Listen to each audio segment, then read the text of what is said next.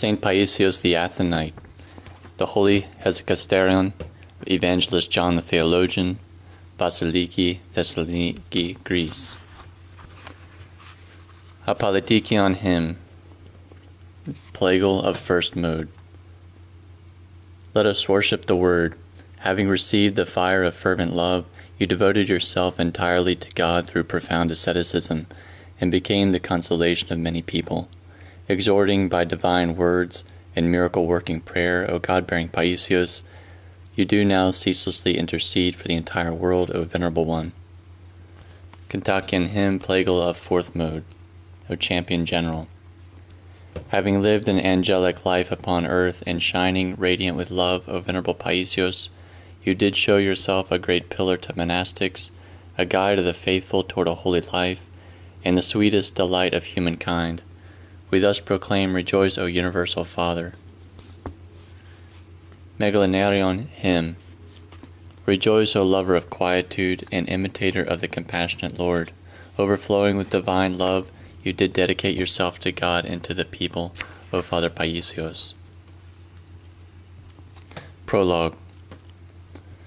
With the help of God and after the work of a great many years, our sisterhood, propelled by our sacred obligation toward the saint, who for 28 years had guided and benefited us in so many ways, presents the publication of the Biography of St. Paisios the Athonite. We also had the great blessing of gaining some insight into the immeasurable love of the saint had for God, his monastic exactitude, his absolute self-denial, and the power of his fervent prayer. Having lived in such close proximity to him, we personally experienced his holy simplicity and his profound humility, his God-illuminated discernment, his noble love for each person, but also his deliberate efforts to conceal his virtues. We therefore deemed it our obligation to utilize all the materials, both information and knowledge bequeathed to us, in order to compose, to the best of our ability, the biography of the saintly elder. The contents of the Synaxarion stem primarily from our communication with the saint, from the notes we had kept during the gatherings of the Sisterhood and the private conversations we had with him, from his letters not only to the entire Sisterhood but also to each sister, from the numerous verbal and written testimonies which had been entrusted to us by clergy, monks, and lay people who had met the elder, as well as from information that had been gathered from the on-site research we had conducted in some of the areas where the elder had lived and struggled. Understandably, it was impossible to include the ensuing material in its entirety, as it amounted to thousands of pages, and we wanted to avoid an overly extensive volume of biography. As a result, it became necessary to carefully sift through all the collected testimonies and documents and proceed with a rigorous selection and classification process, in accordance with the chronological periods in the life of the saint and the places where God each time had guided his footsteps. Given the vast number of testimonies provided, the selection process was a very arduous one, and the testimonies not included far outnumber those that have been included in the biography. This was not because they were not deemed as significant. Every communication with the saint was significant, but rather because there were many similarities amongst them. Naturally, no matter how much material we were able to gather on the life of the saint, it is proven to be quite limited, as St. Paisios kept his spiritual treasure safeguarded in the treasury of God. The life of the saints is hidden with Christ in God, Colossians 3:3. Thus the inner spiritual work of the truly Christ-bearing St. Paisios remains a secret known only to God. Since we remain unacquainted with his more refined and profound inner labor, we must be very cautious lest we misinterpret some external expression or behavior of his, or even attempt to imitate it indiscreetly. To do so would be unjust to the saint and cause double harm to ourselves. Ever since he was a child, St. Paisios had had heaven as his objective. With amazing precision, he remained focused on that goal throughout his life. Having as his unique concern obedience to the commandments of God and to his divine will, he became an instrument of God, a rational instrument, tuned and struck by that skillful artist, the Holy Spirit. St. Gregory the Theologian, Oration 12:1. He undertook struggles that exceeded human measures, poured out both sweat and tears, performed spiritual experiments upon himself like a good botanist, embittered himself by the trials he conducted, and passed on his spiritual recipes with which one can find his own spiritual health. The spiritual inheritance he imparted to us is repentance and good confession, love and humility, prayer and patience, good thoughts, and the spirit of sacrifice. Although he continues to effect many miracles, even after his blessed repose, we did not include them in the biography, having in mind that he himself had written in the biography of St. Arsenios, "The grace of God is not a cistern, whose water, having been depleted, then dries, but an inexhaustible spring. It is natural for the saint to help more now than he did when living on earth, for he is now close to the Heavenly Father. With the boldness he had acquired from before, he can, as his child, take boundless joy in going directly to those who are suffering in order to assist them by providing the appropriate therapy." Pages 138 to 139 of the biography. Even when we had been occasionally asked to publish the miracles St. Arsenios had effected after his having fallen asleep, St. Paisios had advised us that it would be better if the people who had benefited from those miracles related them unto the glory of God. St. Paisios the Athonite, and evermore fellow citizen of the angels, is a benefactor for all people. The great Church of Christ of Constantinople, motivated primarily by the universal ecclesial consciousness of the faithful regarding the sanctity of this chosen man of God, decided on January 13th, 2015, 20 years after his blessed repose in the Lord, to include him among the saints of the Orthodox Church. May St. Paisios grant his blessing abundantly upon all those who have helped us in various ways in the difficult work of composing his biography, and for which we warmly thank them. We owe particular gratitude to those who assisted us with the gathering and cross-checking of information, who are patient with our often overbearing persistence, as well as to those who labored with us in conducting local research. We also thank those who read the text and facilitated its improvement with their observations and suggestions. The contribution of all was truly valuable. We pray that the reading of the life of St. Paisios will ignite the zeal in all of us to undertake spiritual struggles with a sense of philotimo, so that we may not resemble, as the saint used to say, those who merely watch the struggling athletes. Instead, we should make a start in repentance and undertake a good struggle, keeping before us also the example of one saint who just a few years ago was struggling next to us, right beside us, who is now again with us and helps us by interceding to the trial, allowing God, to whom is due all glory, honor, and worship, unto the ages of ages. Amen. The Abbess of the Holy Hesychasterion, Mother Philothe, and with me the Sisters in Christ, Pentecost Sunday, 2015. A heart great as the sun, and like the sun, very bright, is but a small thing to give to Christ out of gratitude for his great blessings. St. Paisios the Athonite. These words of St. Paisios were the overflow of his great philotimo-filled love for Christ. The saint loved Christ more than anything else in the world. On fire with the love of God, he went beyond himself and beyond the gravitational pull of earth.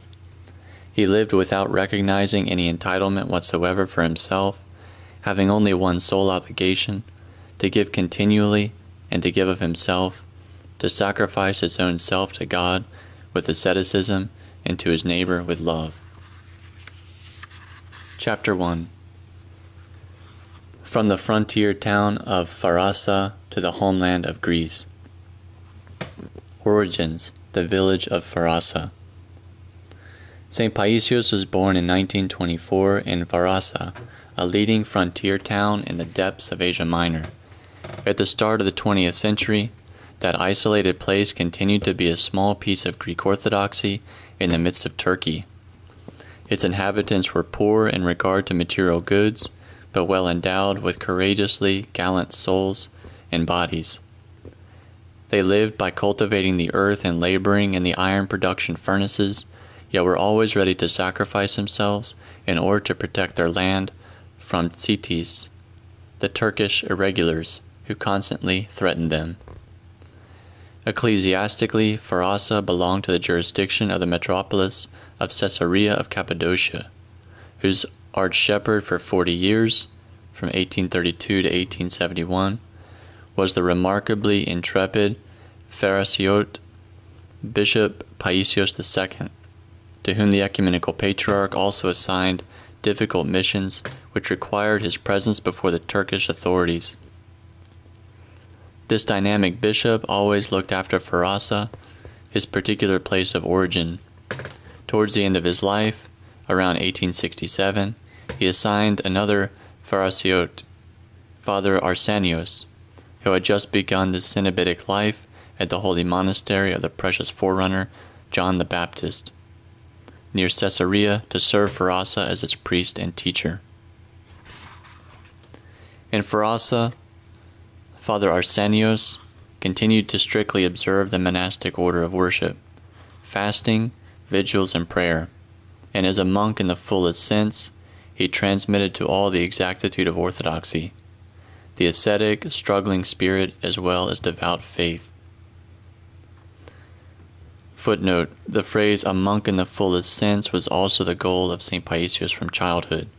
He was imitating St. Arsenius the Cappadocian, in whose biography he makes reference to the witness of his having been religious in the fullest sense. Father Arsenios was also the unmercenary doctor and vigilant protector of the entire region. Through his prayer, he healed the sick, released folk from demonic possession, immobilized the Tsitis, and in general assisted in every necessity, not only the Christians but also the Muslims who would seek him out. Everybody knew Hesychasterion, as they called him after his pilgrimage to the Holy Land, as well as the many wondrous deeds he had accomplished by the grace of God. Footnote: the residents of Varasa referred to St. Arsenios of Cappadocia as Hesychasterion after his pilgrimage to the Holy Land. Hesychasterion is a compound word comprised of Haji, meaning pilgrim, and Aphentis, meaning person with authority. All the people considered him to be a saint, as he truly was. 1 century later, in 1986, the Orthodox Church officially included him among her honored saints. Heroic blood. The ancestors of St. Paisios retained the presidency of the town of Varasa as an inheritance. At first, their surname was Digenis. Digenis means of two races or ethnicities in Greek. And then, after one of their ancestors had gone on pilgrimage to the Holy Land, it became Hesychasterion. The Turks, however, not wanting the heroic name of Digenis Akritas to be heard in that frontier town, forced the ancestor of St. Paisios, Theodosius Hesychasterion, to change his surname. Footnote: Akritas was the name given to the courageous warrior guards Byzantium had installed along its eastern borders with Syria and Euphrates. Akritas means of the borders, and is a derivative of the Greek word akron, which means border or edge. Their achievements of the Akrites are lavishly praised in the Akritas epics and generally in popular songs about them. One proud Akritas was Vasilika the Akritas, whose feats are described in eponymous epics. He changed his name to Theodosiu. Even though the name of the family was changed, it did not stop the heroic blood from flowing in their veins. They had a crazy vein, as the saint would later say. Theodosius Theodosiou died at a young age, and his son Lucas, although he was just 15 years old, proved worthy of carrying on the presidency of Harassa, when thanks to his Palikaria, he managed on his own to protect his mother from a Turk who would have taken her to his harem. Footnote: Palikaria is the quality of being at once brave, gallant, decisive, and spirited. Palikari is a person who has these qualities. After that, he protected the town for 25 years, but at the age of 40, he too departed for the other life, and left his wife Christina with 2 children, Despina and Prodromos, the father of St. Paisios. Christina, or Hesychasterion, as they called her after she also made a pilgrimage to the Holy Land, was a valiant woman with a natural intelligence and an effortless devoutness. Following the death of her husband, she moved to Adana, where she owned some real estate, part of which was rented out by an Austrian businessman. Adana is a town 100 kilometers south of Harassa. In Adana, Prodromos could have received a better education, but he did not want to do so. Thus his mother arranged for him to learn certain trades, which later proved useful to him when he became a refugee in Greece. When Prodromos was 22 years old, in 1905, he visited Harassa, where they wanted him to marry a wealthy teacher. He himself, however, chose Evlogia Frangos, a poor 15-year-old girl who came from a noble family. Her father Christos Frangos, who had fallen asleep in the Lord, had been known as a good man with a noble spirit. All week long he had worked hard in his furnace kiln, and on Sundays he used to offer an abundant meal to both his relatives and his fellow workers at the kiln. He was also related to the mother of Father Arsenios. Thus St. Paisios was related through his own mother to St. Arsenios. Prodromos, therefore, asked the widowed mother for Evlogio's hand in marriage, and the sacrament of marriage was bestowed on them and celebrated that same day. When the couple went together to Adana, and Haji Christina saw Evlogia, she immediately realized that a real blessing, Evlogia means blessing in Greek, had come to her home. Prodromos and Evlogia settled in Harassa, where he immediately assumed the presidency of the town. With the innate quality of the courage he possessed and the certainty given to him by the blessing of Hagiophantes, he provided protection to the town, together with a group of young men. One day, when they were facing off with some Tzetis and Turkish soldiers, he found himself alone and surrounded. He then left his cap on a rock outcropping as a decoy target and started shooting at them from another position. His ploy worked, and he managed to escape their pursuit and take refuge, since the Turks had already declared him to be a wanted man, in Adana, in the house of the family rented out to the Austrian businessman. The Austrian protected him in the house by raising the Austrian flag, and later through the Austrian embassy in Smyrna, acquiring diplomatic asylum for him, as if he were an Austrian diplomat in Turkey. Thus Prodromos returned safely to Harassa. From that time on, they all called him Esnepis, which in Turkish means a foreigner. It ended up being his surname. When he arrived as a refugee in Greece, he was registered as Esnepides. After the massacre of the Armenians in Adana in 1909, Hagia Christina did not want to remain in a place where so much blood had been shed. She returned to Harassa, where she lived in the same house with Prodromos and Evlogia. She assumed responsibility for the household finances, as Prodromos was so charitable that whatever money he spent on the needs of his fellow townspeople, who often sought his help. Even strangers who passed through the town of Harassa would find warm hospitality in their home, since the town had no inn. In that same small house that was so rich in nobility of spirit, Hagia Christina, out of gratitude, took care of the Austrian businessman in his old age, as he had become bankrupt and was too embarrassed to return to his country. Both she and her daughter-in-law, Evlogia, who was by nature simple and humble, were possessed of a wealth of spiritual nobility and self-sacrifice, traits which bound them even more firmly in a spiritual kinship. Together they managed the labors of the household, and together they raised the children.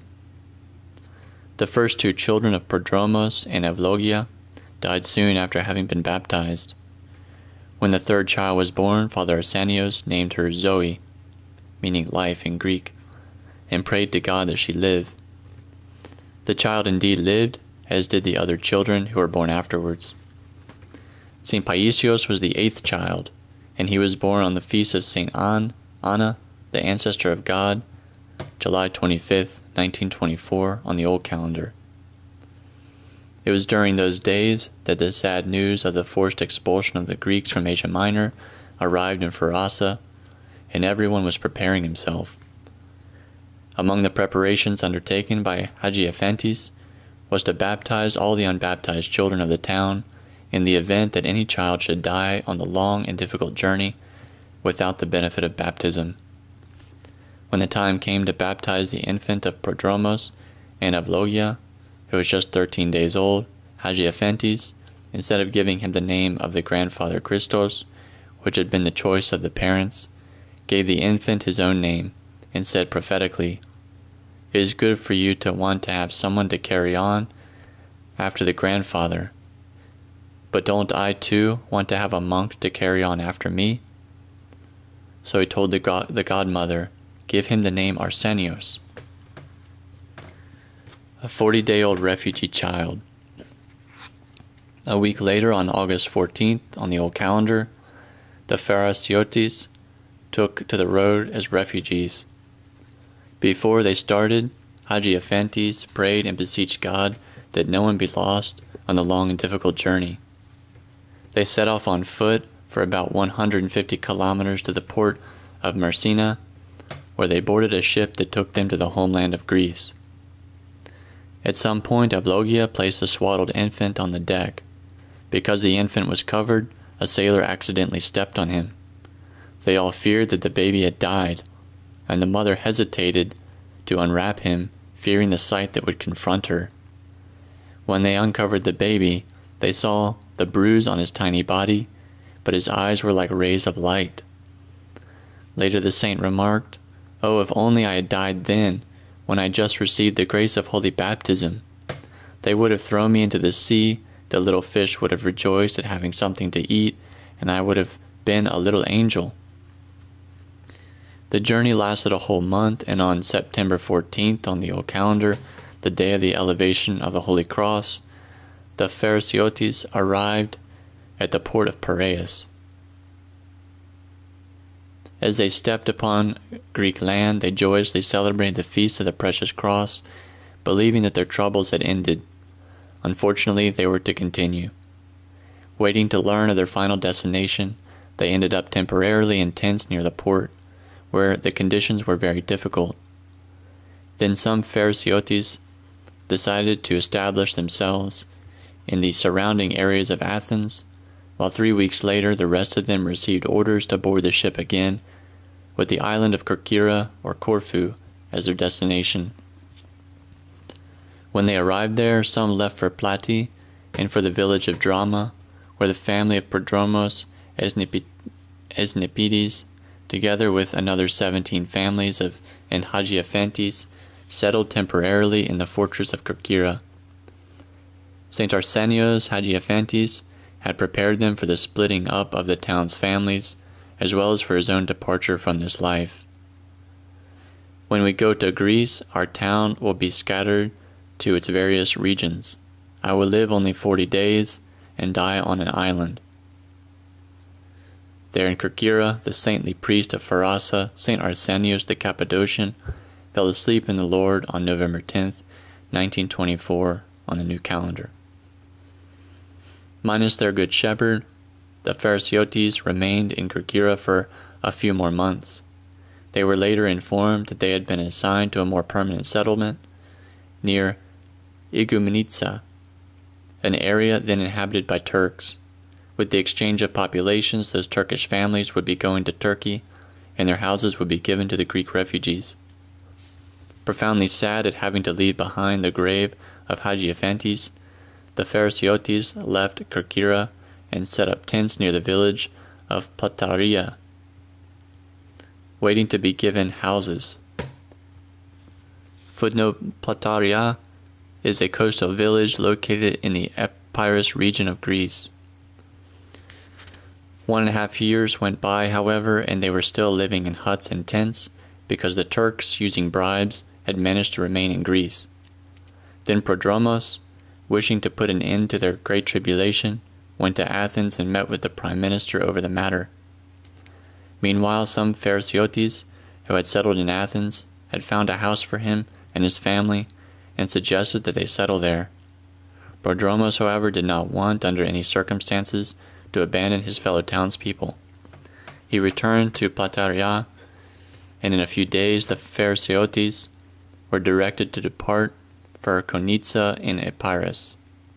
Arsenios, the child of pain, as his mother Logia used to say, was then 2 years old.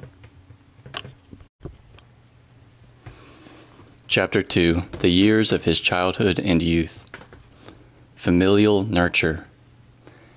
Before the Phariseotes arrived in Konitsa, other refugees from Mysti in Cappadocia had already settled there, which was why only the least fertile fields and a few houses were available. As the person responsible for the distribution of the lots, Prodromos took care of his compatriots first and was content with whatever was left over for himself. Of course, he needed to work very hard to provide for his large family, to which 2 more children had been added, Christina and Lucas. Exercising the same decisiveness and creativity with which he had previously defended the frontier town of Pharasa, Prodromos began to cultivate the infertile earth of the frontier town of Konitsa. He was the first to cultivate wheat in the area, whereas the locals had cultivated only corn. Soon he was voted as the president of the Agricultural Association, while he also participated in the community council as a representative of the refugees.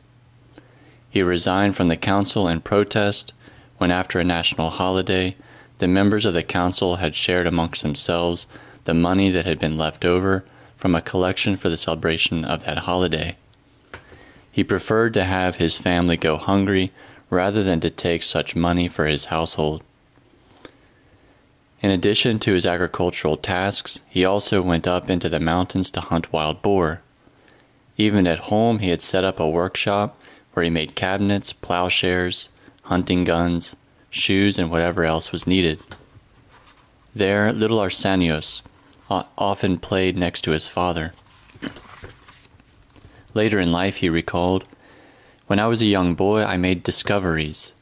I watched my father make various tools, and I also tried to make them, but if I broke something, I ran away as fast as I could." Evlogia patiently carried out the household chores, repeating the Jesus prayer every so often, "Lord Jesus Christ, have mercy on me." She worked non-stop, taking care of all the members of the family, and when she was told that she was working too hard, she answered, "It's my duty, and as a mother, it's my obligation to do it all without complaining." Grandmother Hagia Christina lived in Konitsa only 1 year, bedridden after the many tribulations in her old age. That period of time, however, was sufficient to imbue a sense of devoutness into little Arsenios, who was usually found near her. Instead of telling him fairy tales, she told him narratives from the Gospels and from the lives of the saints. She also showed him the sacred icons they had brought from Pharasa, and taught him to make the sign of the cross before them and to venerate them. Among the icons was a small one, a memento from Jerusalem, depicting Christ as a small child, helping Joseph in the carpentry shop. This image impressed itself upon the tender heart of Arsenios, instilling in him a love for the craft of carpentry, which he later took up. The daily life of the family exuded the fragrance of Anatolian devoutness. They strictly observed the periods of fasting and the holy days, which Evlogia knew by heart so well that the neighborhood called her a living calendar. The whole family attended church each Sunday and major feast day. They kept a supply of andiron and ate a little piece each morning throughout the week. Morning and evening they prayed together before the icons, and each made a full prostration before the icon of Christ when their prayers were concluded. The father said, "Twice a day we have to declare our presence to God." Even for every small or great need, the family took refuge in prayer. Once when the youngest child, Lucas, became seriously ill, their father said, "Come, we will pray to God, either to heal him or to take him, so that he does not suffer." In a few days, Lucas recovered. Thus the children experienced the power of prayer from an early age, and whenever they felt some fear, they knelt on their own before the icon stand. Once when their parents had gone to the fields to work, a torrential rain fell. Only Arsenios was at home with the two youngest children, who had started to cry. Then Arsenios told them with absolute faith, "Come, we will ask Christ to stop this rain." The three children knelt and prayed, and the rain stopped in a few minutes. The entire circle of relatives was also imbued with the memory of St. Arsenios.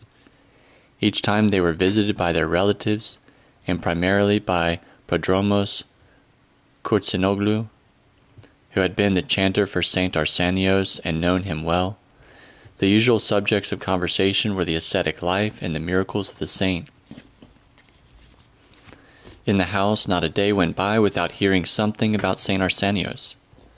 Among the many narratives about him, the one that made the greatest impression on young Arsenios was the one about his own baptism.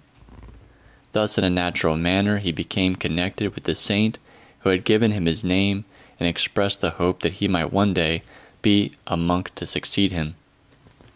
This is the reason why, ever since the age of 4 or 5, Arsenios began saying that he too would become a monk.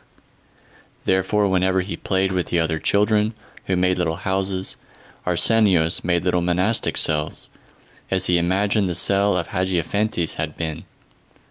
Furthermore, instead of other games, he made crosses by connecting little sticks, or little komboskinia, by threading tiny pine cones along a string.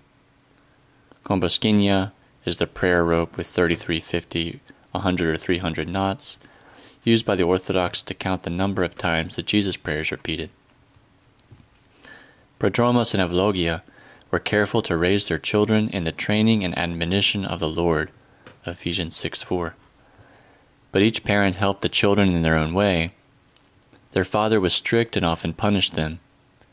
Once when Arsenios was 3 years old, a neighbor had lifted him up to the branches of a fig tree near the fence of an abandoned house, so that little Arsenios could pick some figs.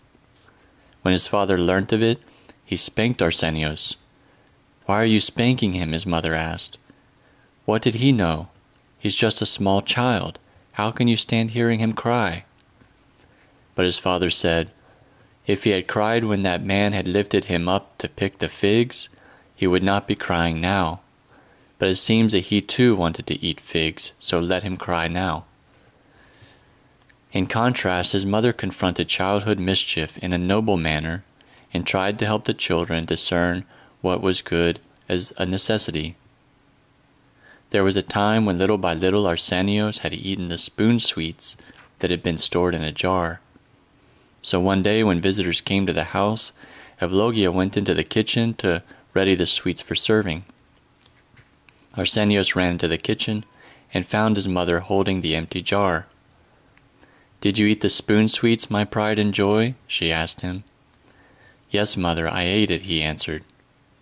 "And now what will we offer our guests?" she said with sadness in her expression. From that time on, Arsenios never again ate spoon sweets without first asking his mother. He would later say, "Rather than giving me a slap as my father would have done, my mother's manner of discipline helped me far more."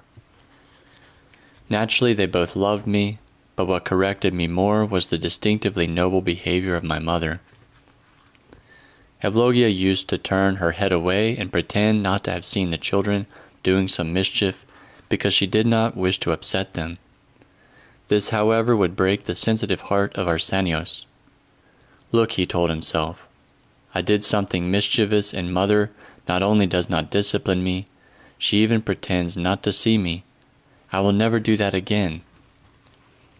Evlogia may have pretended not to see, but she never let anything get past her without making some observation, taking care to correct all things. When her eldest daughter Zoe got married, Zoe's husband came by the house every day to bring something for little Arsenios. As soon as the boy saw him, he ran to search his pockets and asked, What did you bring me? Evlogia, wanting to break this bad habit of her child, told her son-in-law, Do not teach him to act this way. Put some salt in your pockets. Please, listen to me and do this. And when Arsenios started going to school, his mother helped him to confront every difficulty in a spiritual way, seeking to teach him the virtue of humility at every opportunity. Because he was the fastest runner, the other children did not let him race with them and called him the refugee boy. Crying, he went to his mother, saying, The children don't let me run with them. Do you want to run? Here's a yard. Run, she answered. Why do you want to run there with them? To be seen by others and told bravo? That is prideful thinking. Other times Arsenios complained that his classmates ignored him, pushing him aside as they entered the classroom. What will you accomplish by entering first into the classroom? His mother asked. This is a prideful attitude. Thus Arsenios began to be liberated from such pettiness. And when he saw the children argue over who would be first in the games or be puffed up because they had won, he smiled inwardly and said to himself, These are such useless things, my mother is right. He was then only 8 years old, but from that young age, his mother had helped him to comprehend the deeper meaning of life. The first ascetic struggles. Among his lessons in school, Arsenios loved religious studies and drawing most. He loved to draw General Kolokotronis with his military headgear. Theodore Kolokotronis, 1770 to 1843, was a noted Greek chieftain. He became the commander-in-chief of the Greek forces during the Greek War of Independence, 1821 to 1828. His classmates would ask him, Arsenios, will you also draw Kolokotronis from me? At night he sat and drew, and the next day he took the drawing to them. In his companionship with the other children, he behaved in a philotimo-filled and accommodating way. When arguments broke out, the children turned to him to serve as a referee. The teachers loved him because he was diligent, well-behaved, and obedient. Once, when the teacher had promised them that they would go on a field trip the following day, it was canceled because the weather had changed for the worse. The children then left the school in protest. Arsenios, however, thought the following: How could we possibly have gone on a field trip in such weather? All of us would have caught a cold. And so he did not follow them in the protest. Daily upon returning home from school, he quickly completed his homework and then sought an excuse to leave the house and go to the nearby forest to, quote, live as a hermit, unquote. He often argued with his younger sister on purpose, and after being reprimanded, he left the house as if he were upset. At first his mother worried. Soon she realized that it was a strategy with a holy purpose, for when his older siblings sought him out, they found him praying in some neglected dwelling, other times behind some bushes, and sometimes in the forest in the chapel of St. Barbara. His favorite place of refuge was a small cave behind the chapel. There he became, quote, the hermit, unquote, he so desired to be. In the ascetic atmosphere of the cave, his heart leaped for joy. With much fervor he recited the Jesus prayer as he had heard his mother say it. Additionally, he did many prostrations, as they had learned to do in their home. He also entered the chapel, and before the icons on the iconostasis, he shouted aloud, My Christ, help me, My Panagia, help me. St. Barbara, help me. He even chanted hymns that he had started learning by heart. He especially loved the hymn, Open unto me the gates of repentance, O life-giver. Furthermore, he loved to read the lives of the saints, the Synaxarion. The first time he ever read the life of a saint was when he was in the 3rd grade. It was a life of St. Agatha, and it very much moved him. She is commemorated the 5th of February. After that, he was interested in finding more lives of the saints that circulated in the format of small pamphlets in those days. He bought them, devotedly kept them in a box and read them constantly, even by the light of the vigil lamp at night. When he finished reading them, he gave them to his classmates. Oftentimes they all went together into the forest to read and pray. His oldest brother, fearing that Arsenios might stop going to school and leave in order to become a monk, started hiding the Synaxaria from him. You must finish the 6th grade first, and then I will give them back to you. Undaunted, Arsenios bought more Synaxaria, trying to apply everything he learned to his own life. For instance, from the moment he read that monks do not eat meat, he never again put meat into his mouth. And since at home they had the habit of each member putting salt on their own portion of food, he refrained. He thought to himself, where will I ever find salt in the place of my asceticism? I must get used to living without salt from now. His neck was so thin from fasting that the other children teased him. Arsenios, your head is going to fall off. He had anemia and often felt exhausted. One day while returning from school, he got dizzy and fell down.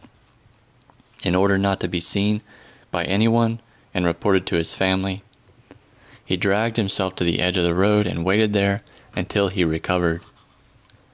Deep within, however, he experienced great joy. Later he would say, when I was a child and ate only a piece of kalura and drank a little water, I didn't want anything else. Out of my joy, I flew. Kalura is a small, round, unleavened bread. The best foods could not have given me the spiritual delight that I had experienced. Of all the saints, it was the stylites, the pillar saints, who made the greatest impression upon Arsenios. Wanting to imitate them, he climbed large trees or rock outcroppings, where he read about their lives and prayed. Once he climbed a precipitous rock formation in the gorge of Aus, where he stayed all day long, praying while standing up without eating anything. Aus is a river of Epirus that passed through Konitsa. When it began to get dark and he wanted to get down, he could not see where he was going. Eventually he got down, but became confused in the gorge and had trouble finding his way back. Returning home late at night, he found his parents worried, but he was happy because he had been a stylite. Another incident took place after he had read that the best way to get over the fear one has of going past a certain place is to stay at that place for some time. See St. John Climacus, The Ladder of Divine Ascent, Step 21, on cowardice. He therefore went 3 times to an empty grave in the cemetery of Konitsa, where he stayed until late at night each time. Whatever he read, he took very seriously and put it away for safekeeping deep within his heart. With diligence, he was sowing the divine seed in the fertile land of his soul, which later resulted in bringing forth a harvest of 100-fold, Luke 8:8. And there was something especially from the gospel that he did not understand because of his age. He did not try to explain it rationally. He kept it hidden within his heart with the faith that it means something good, but I do not yet understand it. I'll understand it later. Thus from a young age, Arsenios walked in the footsteps of the Holy Fathers and prepared to become a monk. When he was in 6th grade, on Christmas Day, he kissed his father's hand, as was the custom in the family, and his father blessed him, wishing him, "And to your joy as well," meaning, "and to your wedding day." Arsenios balked, however, and immediately pulled his hand away, Quite the reverse, he felt great joy when, while walking on the streets of Konitsa, people young and old called him, quote, the monk, unquote. Learning the Blessed Craft, 1937 to 1940. When Arsenios finished elementary school, everyone in the family encouraged him to continue his education at the high school in Ioannina. But he said, I don't want to get an education, I want to become a carpenter. His family persisted, believing that he wanted to learn a craft, only to spare them additional economic burdens. Arsenios, however, did not budge. He really wanted to become a carpenter out of his great zeal to imitate Christ. Thus he went to a carpentry shop in the center of Konitsa and learned the trade with great diligence and patience. At the beginning, since he was only a 12-year-old boy, the tools fell from his hands, so he sometimes said a benign phrase like, quote, for the birds, unquote, or, quote, hang it, unquote. He quickly realized that this was not a godly thing to do. So he said to himself, that's it, never again. Next time I will do what my mother does and say, great is the name of the Holy Trinity, glory to thee, O God. Thus, by calling upon the name of God, he did his work calmly and quickly became used to it. His boss was pleased both by his progress in the trade as well as by his eagerness to do various additional chores. He often said, there is only one Arsenios. Arsenios, however, had learned not to delight in the compliments he received, and he tried to avoid occasions where people might praise him. Learning the trade in the same carpentry shop was another boy who was lazy and would say, why should I work? To make the master rich? Arsenios advised him, if you want to learn the trade, work. He did not listen, so Arsenios worked even harder in order to complete both his own and the other boy's work, thereby preventing the boss from scolding his fellow worker. The first thing he made was a wooden cross, which he carried with him when he went into the forest to pray and to have as a helper in difficult times. One time his mother had no one to send the food to his siblings who were working in a field 2 hours away. Arsenios offered to go, even though he did not know the way. Don't worry, mother, he said to her, I will ask. Then holding the cross in his hand, as he had seen the holy martyrs, holding a cross in the icons, he went directly to the field. Later he made a new icon stand for their home. Above it he placed the wooden cross, and in it the paper icon of Christ as a carpenter, the one his grandmother, Hesychasterion, had brought from Jerusalem. Spiritual exercises. Arsenios apprenticed in the carpentry shop for 4 years. He worked hard all day long, but ate very little. Later he used to say, the fasting I did as a young man, I never did as a monk. I offered hard work to my boss and much ascetic exercise. I was thin but had strength within. He indeed had great endurance for both the work and the fasting. He was strong and dexterous by nature, but the greatest motivating power within him was divine zeal. He did not eat lunch on Wednesdays and Fridays. On the other days he avoided eating with the others in the carpentry shop so that they would not notice that he did not eat meat. In order to save time, he ran home for his meals and returned running back to work. His mother made sure to have his food ready, because she knew that otherwise Arsenios would not come home to eat and that he would remain without food. Each day that Arsenios went to work and returned home, he passed through the center of Konitsa in a silent and reserved manner. Even though he was young, his appearance was like that of a monk living in the world. He wore clothing of a deep blue color and kept his head always lowered, not even looking to see who was passing by him. His older sisters, who had married and were no longer living at home, complained to their mother they did not even greet them when they met on the road. She told him, your sisters pass by you and you do not even greet them? Am I to look to see if the person passing by is my sister? "We have so many relatives. Is this what I should be doing?" he answered her. He was so strict that he never kissed his sisters. Later in life he remarked, "This tight-buttoned attitude may have been a sign of immaturity, but it was also a brake to help me with self-control." His free time was used for spiritual work. He used to say, "From the age of 10 to 16, I lived the spiritual life without cares and experienced my best years. I wanted to be in the desert, far from the world."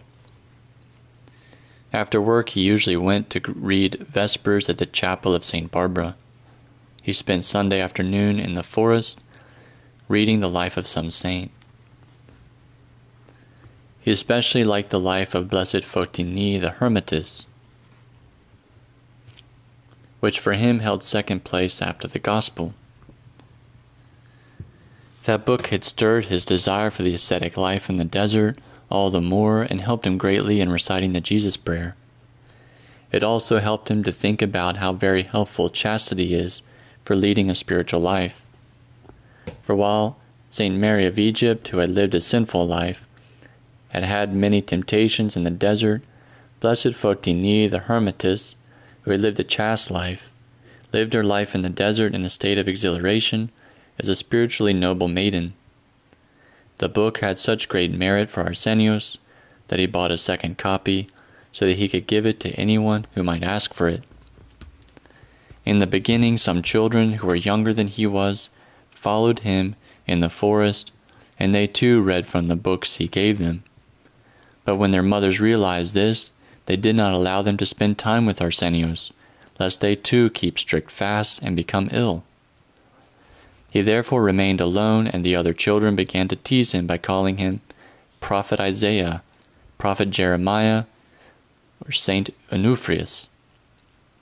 This troubled him somewhat, and so he started keeping company with some older boys who occupied themselves with target shooting.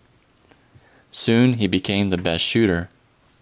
One day, however, when he killed a small bird, he became sad and thought to himself, "In the past I scolded my brother who had killed a bird, which I took and buried with tears, and now look at what I have become."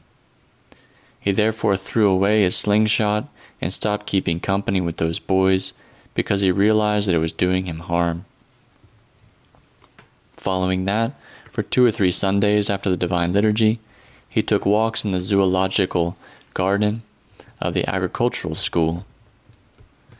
There he passed his time pleasantly observing the animals.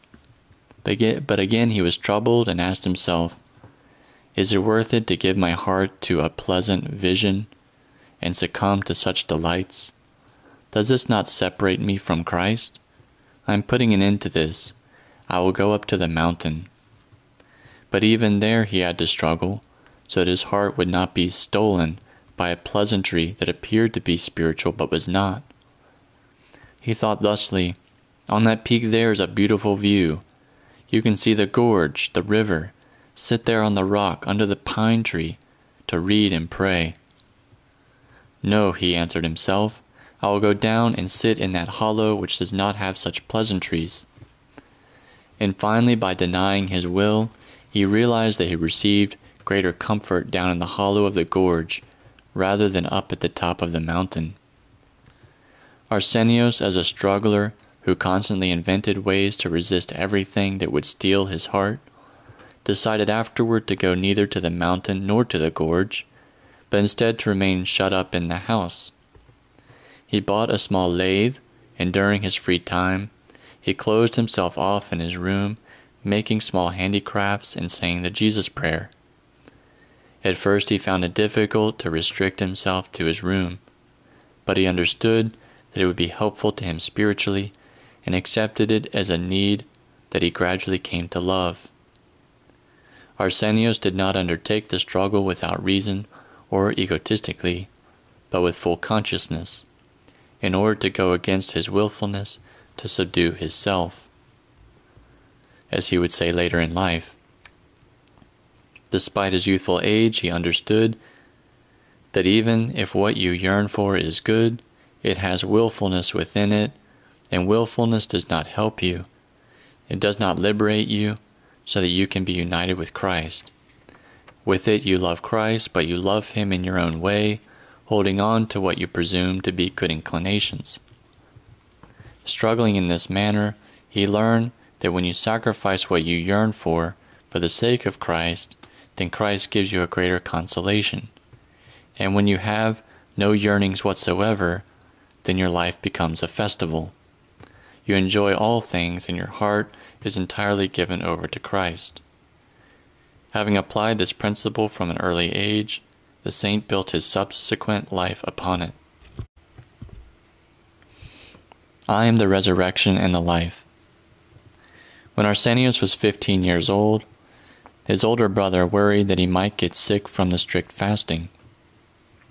A neighbor by the name of Kostas reassured him, "Don't worry, I will make him change his ways, throw away the books he is reading, and leave behind the prayers and the fasting." He therefore met up with Arsenios one day and started talking to him about the theory of Darwin. He told him that he believed that Christ was certainly a good man. He told him many other things as well, until Arsenios' head was spinning. Dazed as he was after all that, Arsenios ran to his place of refuge, the chapel of St. Barbara. There he started doing prostrations and beseeching Christ with all the strength of his soul, and with childlike simplicity he said, "My Christ, if you exist, reveal yourself to me." For a long time he continuously did prostrations, and it being summertime he became drenched in sweat. He was entirely exhausted, and nothing had happened, no sign whatsoever. Thus exhausted, he sat down and then reasoned. All right. When I asked Kostas what he thought of Christ, he told me he was the best, the most righteous person, and because he had preached righteousness, the self-interests of the Pharisees were offended, and so they had him crucified out of malicious envy. Since Christ was such a good man, so righteous, and no one ever appeared who was quite like him, and others killed him out of malice and envy, it is worthwhile for me to do more than I have been doing for the sake of that man, even to die for him. I don't even want paradise. I don't want anything. Just as soon as he had that philotimo-filled thought, Christ appeared to him in an abundance of light. The chapel was filled with light, and he said, "I am the resurrection and the life. He that believeth in me, though he were dead, yet shall he live." John 11:25-26. He also read those same words on the open gospel Christ was holding in his hands. Then the sweet flame of love for Christ flared up in his heart, which brought about such a spiritual transformation that he frequently repeated, "Come here now, Kostas, and we'll see if God does or does not exist." I am not for this world. During the following year, 1940, one of his siblings' godfathers visited the family one day and asked him to baptize his newborn child, who was in danger of dying. At that time, only Arsenios was at home with his mother. Because she could not go, she asked Arsenios to be the godfather to the child. But he did not want to assume such a responsibility, since he had decided to become a monk. Finally, he gave in to their request and went to baptize him, fearing that the child would die unbaptized. He gave the child the name of Pavlos and prayed to God, "If he is to become a good man, take my own years and add them to this child. But if he is to go astray in life, take him now that he is a little angel." Within a week the child went directly to heaven as a little angel. As the yearning for the angelic life of a monk surged within him, Arsenios' constant thought was, "I am not for this world." One day he took the bus to Ioannina, to the offices of the metropolis, to ask if it is permitted for one to become a monk at the age of 16, his age at that time. They replied that it was necessary to first fulfill his military service, and so he returned home. It was divine providence, because in that same year the Greek-Italian War erupted, and his older brothers were called up for military duty, while he as a minor stayed behind in order to support his parents. Agricultural labor, 1940 to 1944. During the difficult years of the war and the German occupation, 1940 to 1941, 1941 to 1944, Arsenios assumed the responsibility of the few fields his father had. He rarely practiced the trade of carpentry, only making exceptions if he was asked to make something.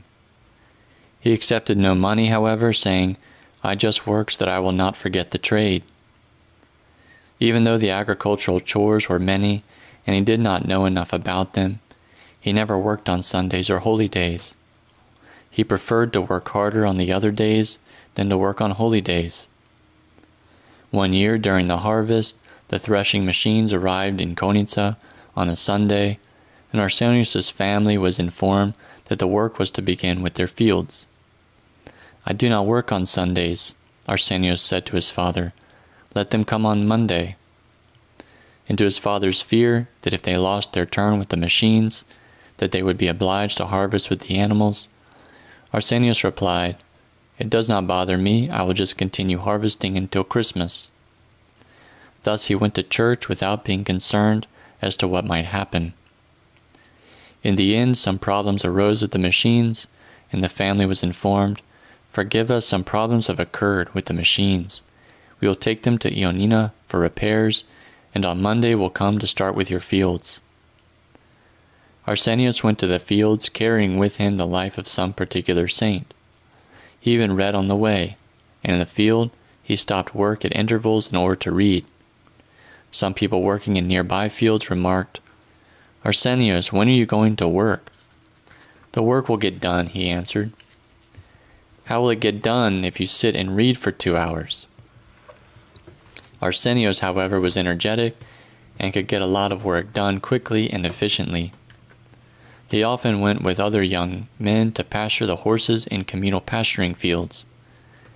There he took the opportunity to gather these young men together and to read sections from the New Testament to them, or to relate the lives of saints to them.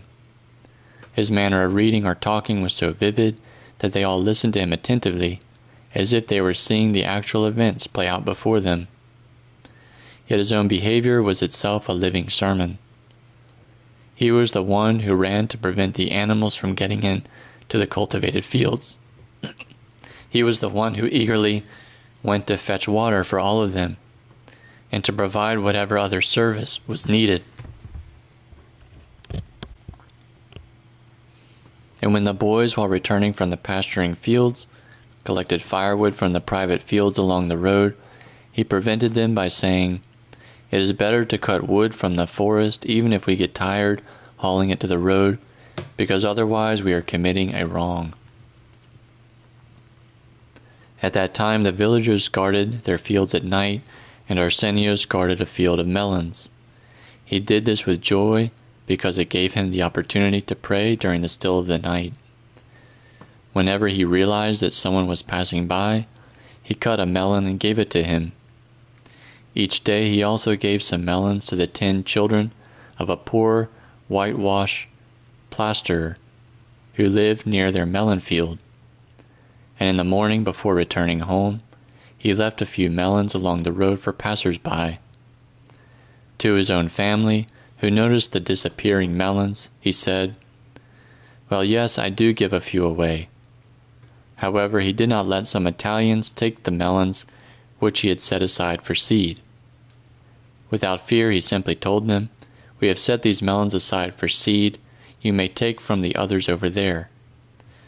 One Italian got angry and showed him the whip. But Arsenios touched the whip as if to examine it and said, "Buono, that is good."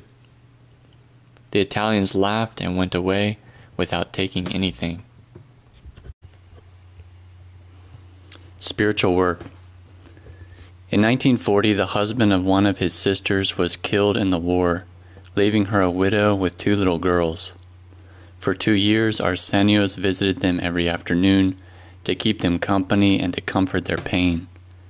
He also kept company with another handicapped child whose family was too embarrassed to take out of the house. He often went to take him out for a walk, for that child held, as Arsenios said, the best place in his heart. He became friends with two young men who also wanted to become monks.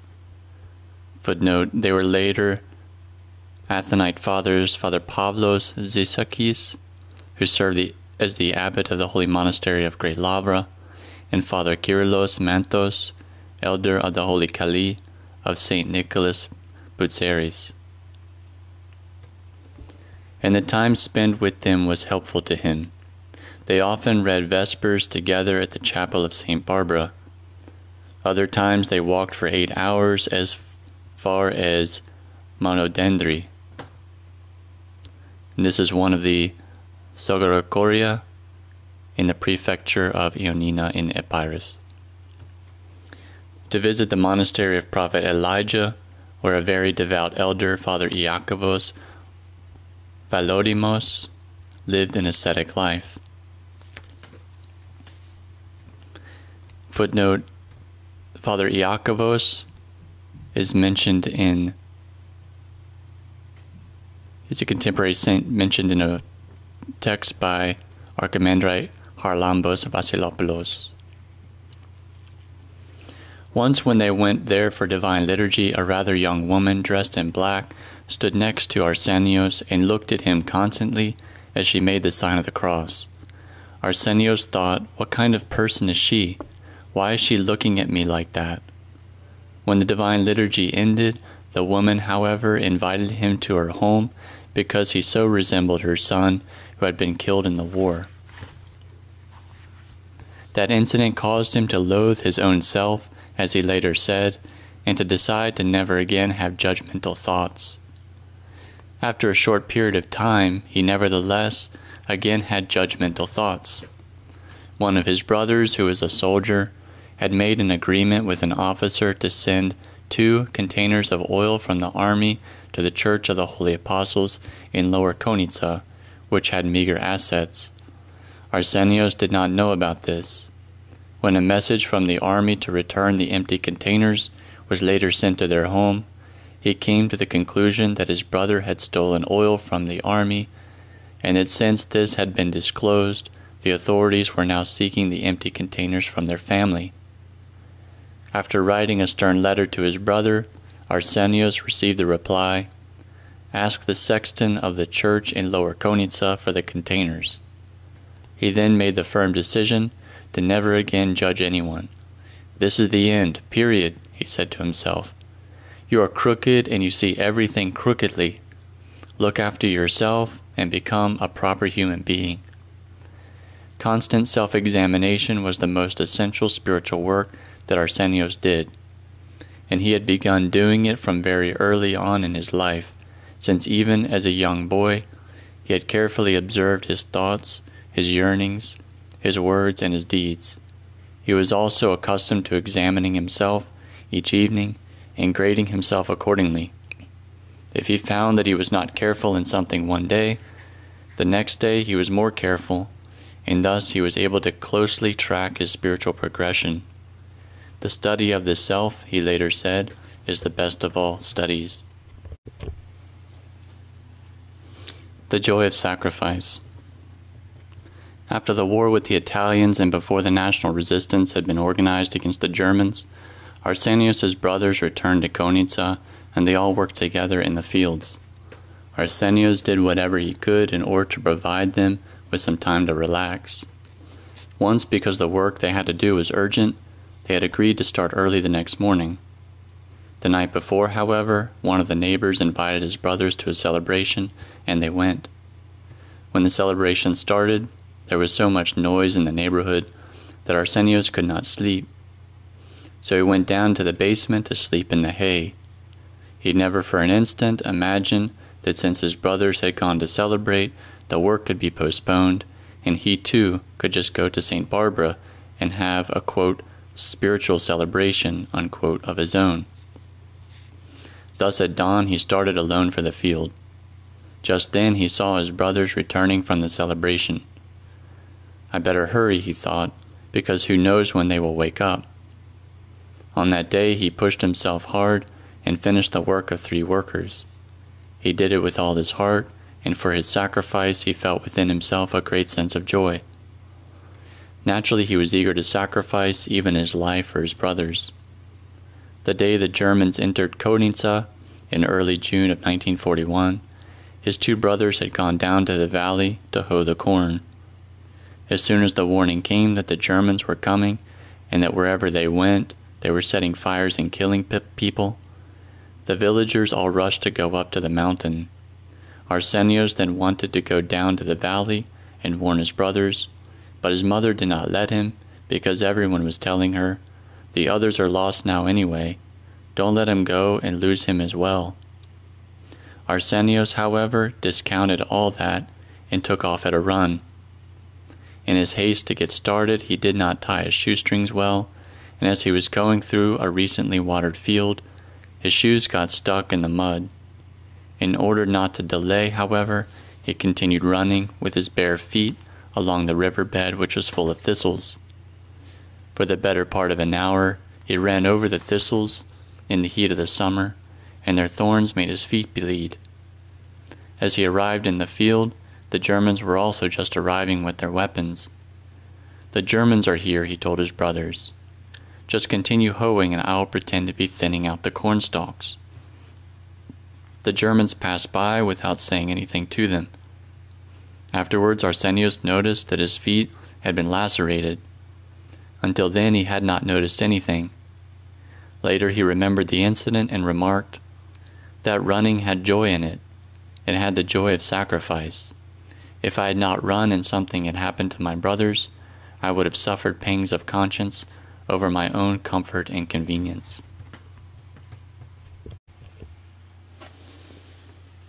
Tribulations and Dangers, 1944 to 1948. In October of 1944, the German conquerors departed from Greece defeated. New difficulties followed, however, because the ongoing disputes between the resistance organizations turned into a civil war. During the German occupation, Arsenios' brothers had taken part in the resistance group of Zervas and continued to belong to it by fighting against the communist guerrillas. Napoleon Zervas, Arta 1891 to Athens 1957, political and military man, one of the leaders in the national resistance against the Germans. Arsenios was still living in his paternal home and often found himself in difficult and dangerous situations. The communists had targeted him because his brothers were fighting against them. At first, they pressured him to join them and be listed on their side, but he boldly resisted. He felt his resistance to be a confession of faith. Afterwards, they began using the household animals to transport their supplies. And on those dangerous missions, which were known as forced labor, they always took Arsenios with them. At one time, they indeed intended to kill him. 3 guerrillas took him and 2 other young men from Konitsa on the pretext that they had to carry military supplies to the bridge of Borizanis, which was at a distance of about 20 kilometers from Konitsa. At a location just before the bridge, the guerrillas ordered them to cross through the river to the other side and then began shooting at them. Arsenios then shouted to the others, "Keep down!"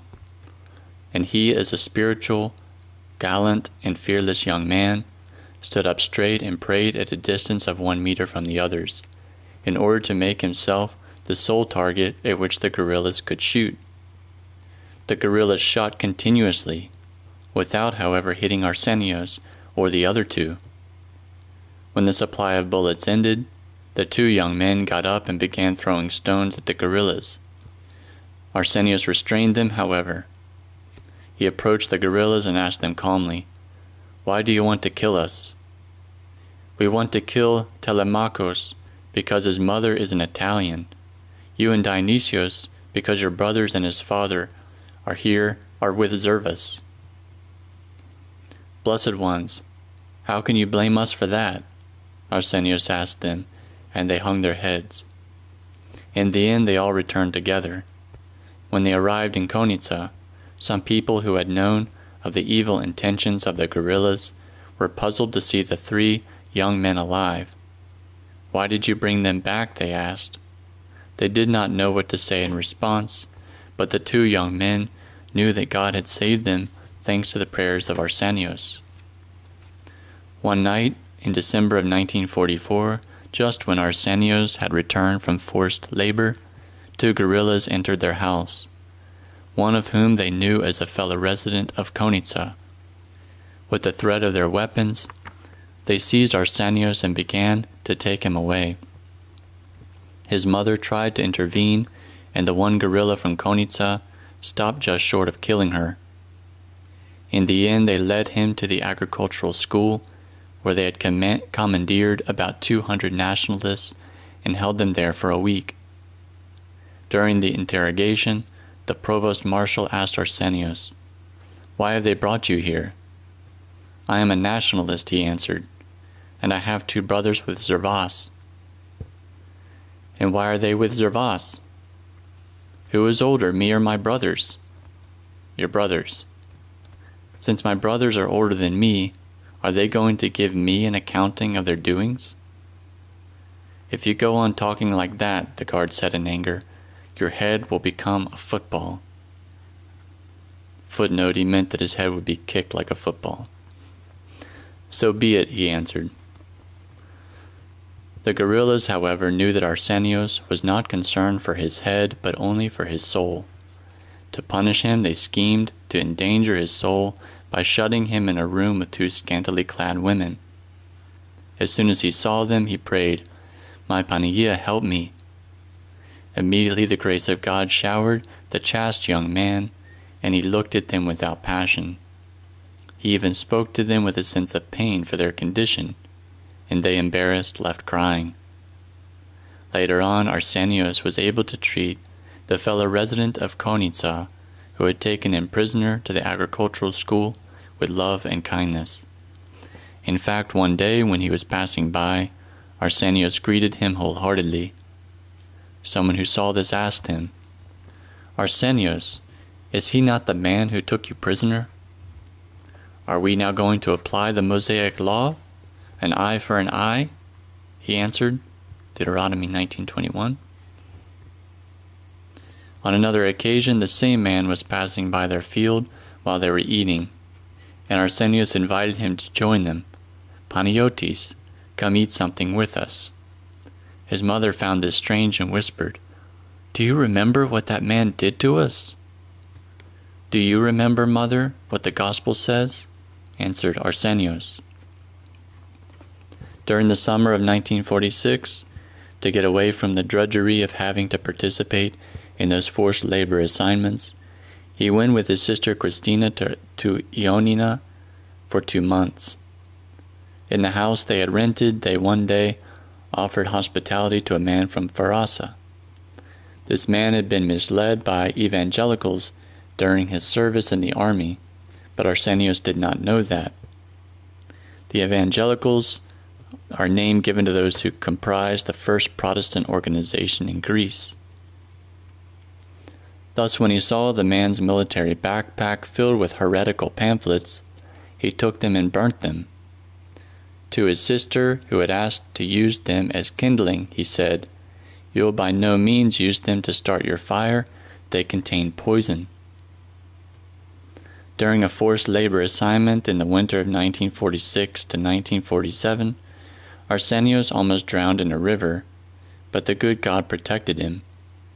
When he returned home and told his father decided to hide him and the horses in the basement of the house, which was closed off by a trapdoor. Their house, however, like most of the houses in Konitsa, was requisitioned, and a group of guerrillas stayed there. To them they said that Arsenios had to go away for a family obligation, and that the animals were lost. They did not believe that, and threatened the family. "If we find them, we will kill all of you." They searched the house, but the animals were quiet, and the guerrillas did not find them. Arsenios stayed closed up with the horses in the basement for 40 days. During all that time, not even one neigh was heard. Arsenios was pleased with the thought that he was living as an ascetic, quote, in dens and caves of the earth, unquote, Hebrews 11:38. One day a Turkish woman they knew visited their home and told his mother, Arsenios is going to die there where you have hidden him. He should come to us, and we will hide him. The next day a Turk led Arsenios to the hayloft of his house, where 3 other young men were also hiding. There they remained for 3 months during the winter without fire to keep warm. During the day they entered for a little while into the Turkish house to warm up. The other 3 young men felt secure having Arsenios with them. As they saw him constantly praying and calling them my blessed companions, they sensed that they had the blessing and protection of God. Indeed, one day, when a search took place in the house, they were saved as if by a miracle, thanks to the quick-witted action of a small child. At the Battle of Konitsa, in December of 1947, a little before the Great Battle of Konitsa, many guerrillas had gathered from various areas into the surrounding region. The Battle of Konitsa was one of the most critical battles of the resistance war, because Konitsa, given its proximity to the Albanian border, had been chosen as the capital of the state, quote, state of the guerrillas, unquote. The clashes began on December 25, 1947, and continued for 12 days until January 6, 1948. One day Arsenios thought to himself, these people must be hungry. Let me take some bread to them. He baked a considerable number of loaves of bread and took them to the guerrillas. At first they were suspicious of him, but afterward his attitude spoke to them, for it was full of sincere love. He gave them the bread as if he were giving it to the Lord Jesus Christ himself, and they accepted it. At dawn on the holy day of Christmas, the amassed guerrillas attacked Konitsa, and the following days the small city was transformed into a battlefield. The streets were filled with the dead, and even relatives were afraid to remove their beloved ones' bodies for burial. Together with the priest and the sexton, Arsenios brought the bodies to the cemetery. Upon hearing the bullets whistling by, they then fell to the ground and afterwards got up to continue their work of gathering the dead. After the victory of the National Army, a group of soldiers were given orders to pursue all the guerrillas. During the horrible days that followed, Arsenios, no matter where he was, courageously applied the exhortation of St. Paul the Apostle, "Let no man seek his own, but every man another's well-being." 1 Corinthians 10:24. When he saw some soldiers ready to open fire at a whole group of guerrillas who had done no evil to anyone, he hurried to protect them with his own body. "Stop," he shouted, "what evil have these men done?" On another occasion he saw a second lieutenant who carried a list of names of guerrillas ask a man from Konitsa to show him their houses. The man was afraid to do so, and said, "I don't know where they live." Then Arsenios, wanting to relieve the man from the difficult situation, offered to help and said, "I know the families because I worked for them as a carpenter with my boss." The second lieutenant gave him some missiles to shoulder, while he himself carried a portable launcher, and they set out to find and destroy the specific houses. Footnote, they were heavy anti-armament missiles, about 20 kilos each, which were used in the battle against armaments as well as for the destruction of buildings. Each time they arrived at a particular house, Arsenios said, "There are no communists living in this house. These people are nationalists." Outside another house, the second lieutenant could not be convinced. Arsenios insisted, "They are nationalists, and they have 9 children." Seeing the second lieutenant getting ready to fire the missile, Arsenios ran to the house and shouted for all the family members to get out. Thus at the last moment, 10 lives were saved, since they were not buried beneath the house that was destroyed by the missile. Later, while the second lieutenant was readying to destroy yet another house, Arsenios fervently prayed to God to prevent him from doing so. At that moment, the second lieutenant was seriously injured because of his own carelessness. So Arsenios carried him on his own back to the hospital. As he was returning to his home, his clothing having been smeared with blood, the soldiers seized him as a suspicious civilian. Eventually they realized that he was innocent and released him. Later, the saint remarked, "It was a crazy thing I did then, but God provided, and I was spared." When one is not afraid and is glad to die for others, God provides and spares him. Chapter 3. Military Service. At the Basic Training Center. In April of 1948, Arsenios enlisted in the army in order to carry out his tenure of military service. For the first 2 months, he was sent to the Basic Training Center in Tripoli. The training there was very harsh. It was precisely that intensely harsh training which produced, quote, intrepid, gallant soldiers, unquote, that the saint later recalled, remarking, "The more intense the training, the more valiant did the soldiers show themselves to be in battle.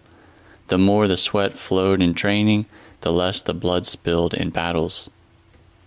This was the example he used to emphasize that even in the spiritual life, appropriate training and philotimo-filled struggle are essential. As a new recruit at the center, Arsenios was placed in charge of a squad of 40 new recruits, which functioned under the supervision of the religious service of the army and was known as Section B10. The soldiers who made up the squad gathered once a week, and Arsenios read passages from the Gospels to them. One day, some of the soldiers were accused of having stolen some milk from the army warehouse. The commanding officer summoned Arsenios and told him sternly, "There are so many soldiers here, and no one has done what your squad has done. The squad must be disbanded in 10 days. Arsenios called the squad together, reported the order of the commander, and finally said, "We will pray, and if it is the will of God for this squad to be disbanded, we will be disbanded. If it is not the will of God, we will not be disbanded." God did not delay in responding. Within 5 days, not only were those soldiers proven innocent, but the commanding officer also received an urgent telegram from the general staff which said, "Encourage Section B10. He then summoned Arsenios again, and after apologizing to him, said, "Do whatever you can to encourage the squad." At the School of Infantry Signal Corps. After basic training and additional verbal examinations, Arsenios was assigned to Signal Corps. This was a miracle of St. Barbara, whom he had beseeched before presenting himself for enlistment in the army. "My St. Barbara, let me be endangered in any military fighting. Help me only to avoid killing anyone." While others, even those who were educated, had left for the front lines as simple infantrymen, Arsenios, who had only finished elementary school, was to be trained as a wireless transmitter. His fellow soldiers asked him if he had some kind of an in, some contact at the general staff. "No," he answered, "who could I possibly know there?" And when they insisted, he finally said, "My contact is Christ. He's in the other general staff of heaven." In order to be trained as a wireless transmitter, he was sent to the School of Infantry Signal Corps in Thessaloniki.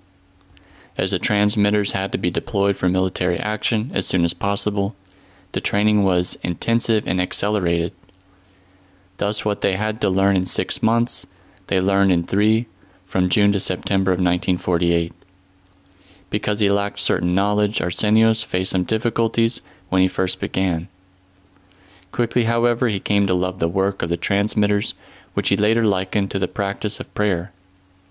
Just as a transmitter has a greater sense of security when he is in constant communication with Central, he used to say, so too does one have a greater sense of divine security when he prays even more. At the training camp, Arsenios carried on with the spiritual refinement and sensitivity which he had acquired through the constant observation of himself. A fellow soldier frequently asked him for money which he sent supposedly to his wife, and Arsenios gave it to him. However, another soldier, who realized what was going on, said, "Arsenios, don't give him money, because he spends it on himself. Not only does he not send it to his wife, but he asks her for money as well." Nonetheless, Arsenios continued to give the soldier money, reasoning that if he did not, the soldier would ask his wife for more. But he did try to motivate him to act honorably and with philotimo by telling him each time, "Send the money to your children." He believed that this would move him and help him think of his children a little. They sang patriotic songs at the school each day. The songs moved and inspired Arsenios. Later he remarked, "In the army we sang, both when we went out for maneuvers and when we returned. Patriotic songs emphasize love for country. They inspire and stir the soul. In the same way, when one chants, his heart, being deeply spiritually moved, is set aflame and receives divine exaltation." Once the soldiers, wanting to play a joke, agreed that the next time they were to sing, they would only open and close their mouths without actually singing. They did not mention this to Arsenios, because they knew he would not agree. Thus, when the officer told them to sing the song, "High on the mountains of Pindus," only Arsenios' voice was heard. The officer punished the soldiers and made them run around the camp and be struck with a belt at every corner. Arsenios, of course, was excused from the punishment, but he followed the others because he preferred to suffer with them rather than to ostracize himself. Being June, it was very hot, so all of them were drenched in sweat. Arsenios was also suffering from exhaustion because he did not eat any food that contained meat. Therefore the officer first called out his name and then his surname, until in the end he shouted, "The carpenter, fall out!" However, Arsenios continued to run until he collapsed. "Now is when you deserve to be punished, because you did not follow my orders to fall out," the officer snapped. Another time, when they were ordered to sing a worldly song, Arsenios did not sing. Boldly he said, "Such songs are not compatible with our motherland." Whenever Arsenios had a few hours' leave from camp, he visited a neighborhood of former refugees, where some people from Farasa lived. From them he learned more detailed information about the amazing life of Hagiophantes. Some of them were themselves a living account of the Holy Father, as they had preserved the devoutness which he had taught them. During one leave of several days, Arsenios, with great yearning, visited the holy mountain for the first time in his life. He visited the holy monastery of Philotheu, where a relative of his from Farasa, Father Simeon, was a monk. Through the providence of God, Arsenios met a virtuous elder on the ferry trip to Mount Athos, Father Kyrillos from the skete of Kouloumoussiou, had indeed made a deep impression on him. Footnote: see St. Paisios of Mount Athos, Athonite Fathers and Athonite Martyrs, Holy Hesychasterion, Evangelist John the Theologian. A skete is a monastic settlement, a dependency of one of the sovereign monasteries, which is comprised of kalevia. A kalevi is a simple monastic dwelling for a limited number of monks under an elder, with a little property around it and an attached chapel. 7 years later, that venerable elder would assume Arsenios' spiritual guidance for a considerable period of time. At the foolhardy double company. In October of 1948, Arsenios had completed his training and was assigned to serve as a wireless transmitter with a double company which was stationed in the city of Agrinio. The double company had been exempted from responsibilities in the regular army and had orders to pursue guerrillas in the mountains of Roumelia, continental Greece. The relatively unknown and heroic mission of this company was later recalled by the saint, when as a monk he himself was an unknown hero of Christ. 40 years later he wrote, "Formalities and promotions do not help, even in worldly efforts. As a soldier I served with an independent double company, from mountain to mountain. I never took part in a parade." He even called it the, quote, "foolhardy double company," because its officers, as well as many of its soldiers, were valiantly gallant men with a crazy vein, quote, unquote, which caused them to fight courageously without considering the dangers and the hardships. He himself also had such a, quote, "a crazy vein," unquote, as he used to say, since he was ready to make every sacrifice for God and for neighbor. During the heavy winter of 1948 to 1949, the double company had been deployed to Mount Omelia, which rises to 1,800 meters and is a natural observatory from where they could observe the entire region of mountainous Navpaktia. There, on the night of November 21st, a fearsome blizzard struck.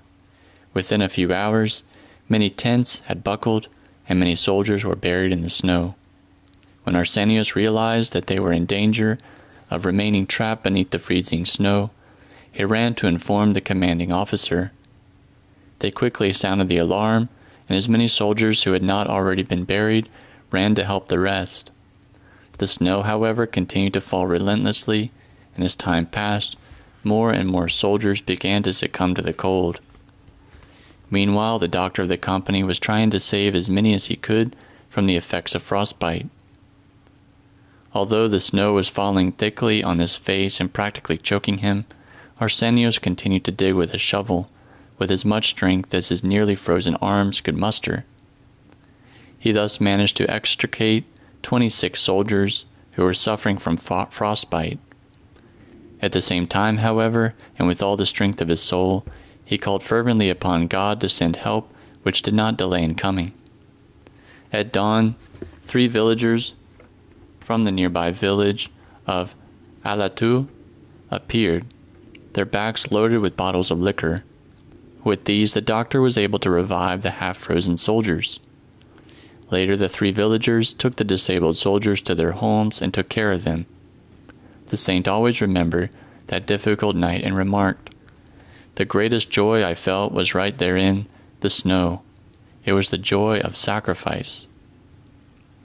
After that, in order to get through the rest of the winter, they went to the lower strategic height of Makravatos, which is also called St. John, because the chapel there is dedicated to St. John the Forerunner and Baptist. To set up their camp, they had to dig large trenches in the ground. Therein, they first positioned tree trunks, upon which they placed boards, and for a roof they used metal sheeting. They left a small opening along the edge to act as a chimney, so they could light fires and keep warm. In order to be supplied with boards for their temporary shelter, the commanding officer sent Arsenios to a nearby village, which had been abandoned out of fear of the guerrillas. The president of the village suggested that he tear boards from fences and storehouses, but Arsenios could not do something like that and refused. He considered it barbarous to destroy the property of those people who had suffered so much for so many years through the war and had now been forced to abandon their homes. He returned to the commanding officer without the boards and suggested that they send a message to Central for the army to provide the boards.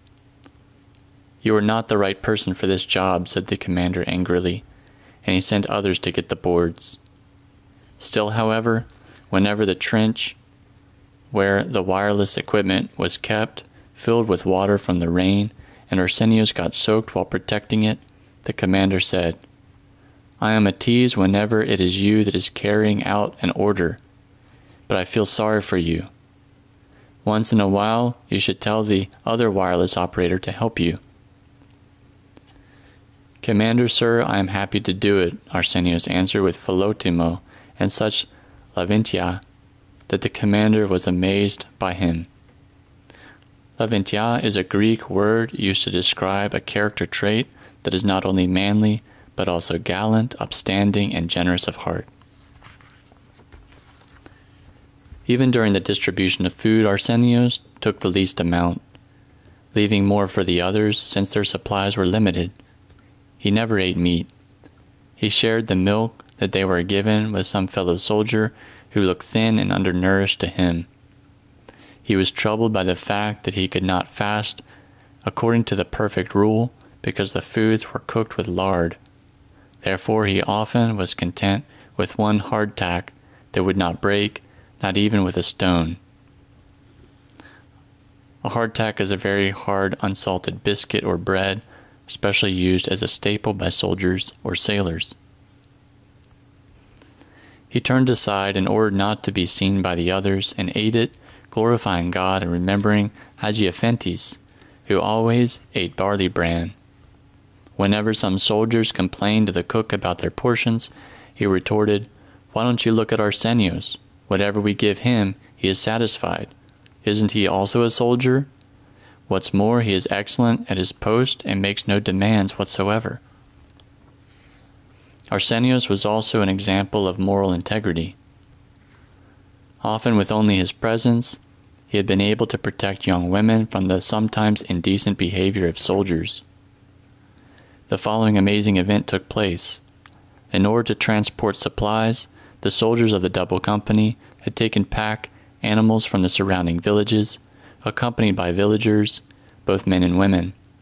But when they arrived at Makrivatos, the villagers became stranded by the heavy snow and had to make lean-tos with branches of fir trees under which they spent the night in order to protect themselves from the elements.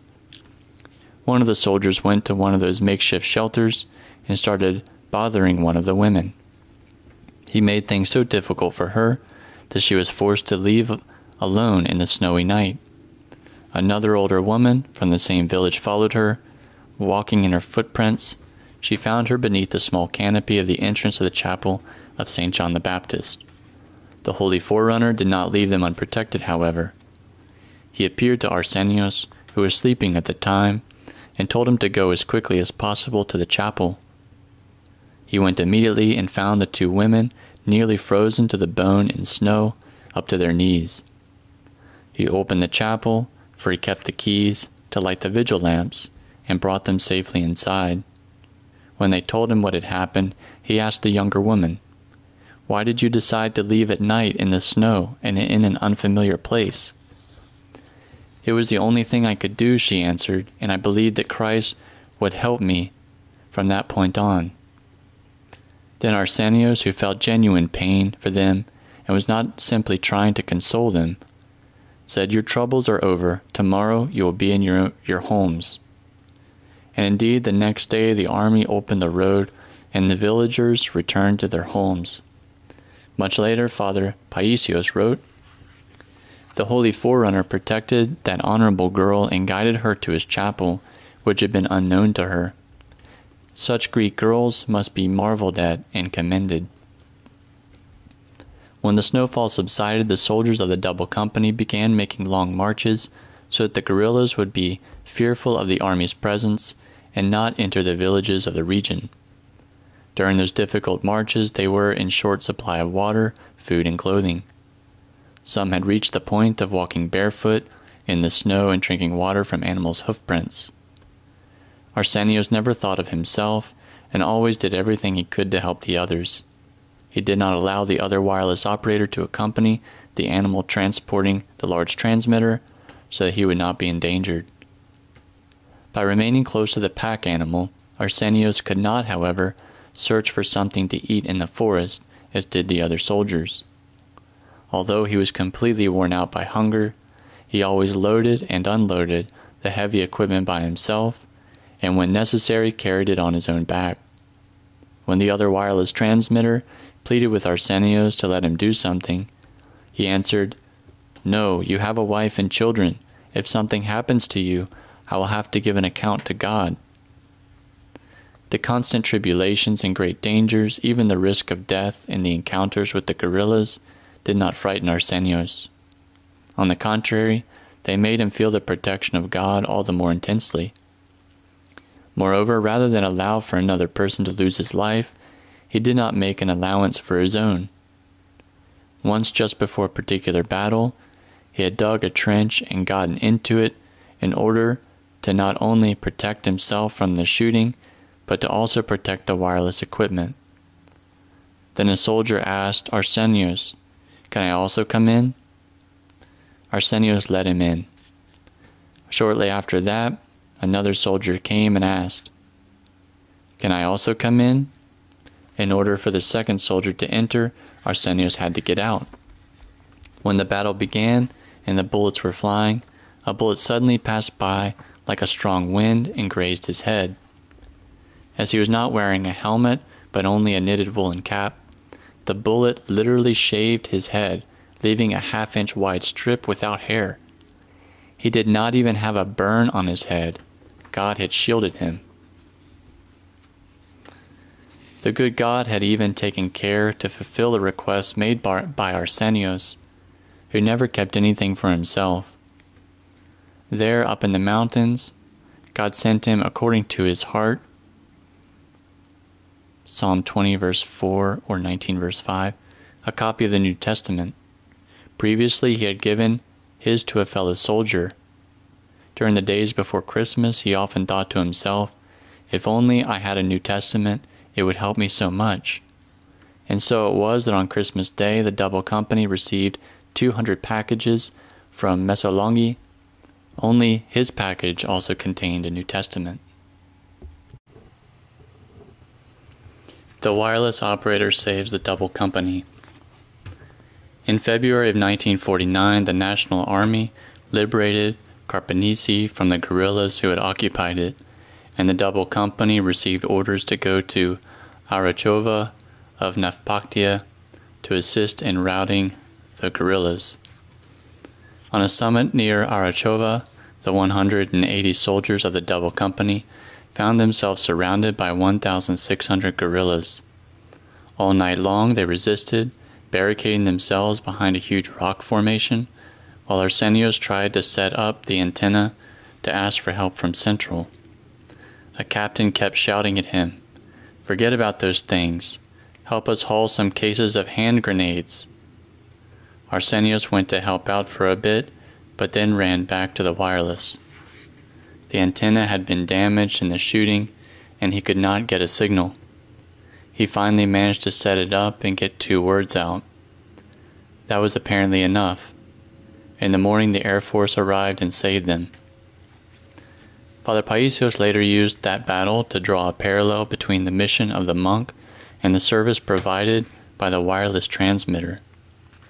The monks are the transmitters of the Mother Church, and therefore if they withdraw far from the world, they do so out of love, and in this way they avoid the parasites of the world in order to have a better connection with God, and thus help the world more effectively.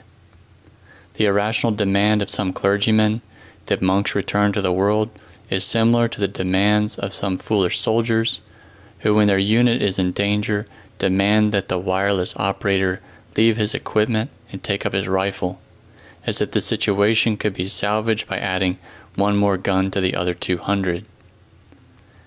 While the wireless operator is shouting at the top of his lungs, trying to get a signal, "Come in, Central, come in," calling Central, the others think he is only sending a lot of useless words into the air. The shrewd wireless operators are those who do not listen to such chatter, even if they're being chewed out.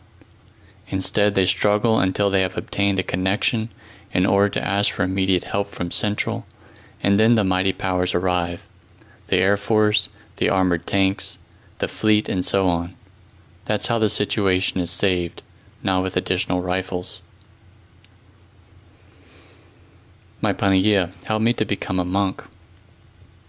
A few days later, the double company received orders to go immediately to assist a battalion fighting in the village of Kreatsi. Footnote, it was the 6th Light Infantry Battalion under the command of Major Brahimis. The battle took place at the border of Navpaktia and Dorida, between Elatorisi and Kreatsi near Karasorima a small tributary stream to the river Avinos. Return. As they were descending toward a small river below the village of Kreatsi, they realized that the battalion had been dispersed, that the surrounding heights were held by the guerrillas, and that they themselves were virtually surrounded. Arsenios then received an urgent signal to inform the supply transporters, who were following in the rear with 90 transport animals, to turn back. But while he was attempting to transmit the signal, the adjutant of the battalion, who was extremely agitated, shouted, "Leave immediately, the guerrillas are coming." "I must transmit the signal for the transporters to turn back before they are seized by the guerrillas," he responded. "The guerrillas will come and seize you first before they seize them," shouted the adjutant. Without any regard for his own life, however, Arsenios stayed there, trying to send the signal, even though the low altitude did not allow for the effective service of the transmitter. With great difficulty, he transmitted the signal, but he was now virtually alone, and the guerrillas had opened fire. Seeing that the bullets were falling all around him, without any of them hitting him, he realized that they wanted to capture him alive. He immediately swallowed the tactical cryptographic data so that they wouldn't fall into enemy hands, heaved the equipment onto his back, untethered the mule, and advanced without knowing which way he should go. He was completely surrounded, and they were closing in. His pursuers were not more than 50 meters away when he heard some women guerrillas calling for him to come their way in order to deceive and capture him. Seeing that his capture was imminent, he had no one else in whom to take refuge other than the Panagia. He beseeched her with great fervor, "My Panagia, help me to become a monk, and I will work 3 years to restore your burned-out monastery in Stomion." At that very moment, a fellow soldier appeared beside him. With his beard and the jacket he was wearing, he looked like a guerrilla. He then, purposefully deceiving the guerrillas, shouted, "Comrades, over there, let's go gather the animals." And sending them in the opposite direction, he grabbed Arsenios, and they distanced themselves from the guerrillas. Keeping to a footpath that was constantly fired upon, they managed to find their own battalion in Kreatsi. Their capes were full of bullet holes, but they were not wounded at all. The grueling battle continued throughout the night. The soldiers tried to defend themselves by throwing hand grenades, while the wireless operators, using the dim light of a lamp, sent signals for reinforcements. In the morning, reinforcements arrived and liberated them. Then the soldier who saved Arsenios told him, "Arsenios, you accomplished your miracle." Arsenios, however, attributed their marvelous salvation to the Holy Forerunner, whose feast day is celebrated that day, February 24th, 1949. On 24th of February, the first and second finding of the precious head of the Honorable Forerunner is celebrated. You will have a better time than all of us. When the soldiers of the double company returned to their base on Makrivatos, they decided to present 2 candlestands to the chapel of St. John the Baptist as an expression of gratitude for their salvation. Arsenios took up the collection in the village of Elatu and prepared to go down to the town of Agrinio to purchase the candlestands. As there was at that time a soldier who had inflicted a wound upon himself in order to avoid the dangers of war, the commander used Arsenios' journey to Agrinio as an opportunity to have the soldier turned over to the military court. Arsenios was assigned to accompany the soldier, who was a poor musician from Epirus and the head of a family of many children. The other soldiers then questioned the commander, "And you really think you have selected the right man to turn him over?"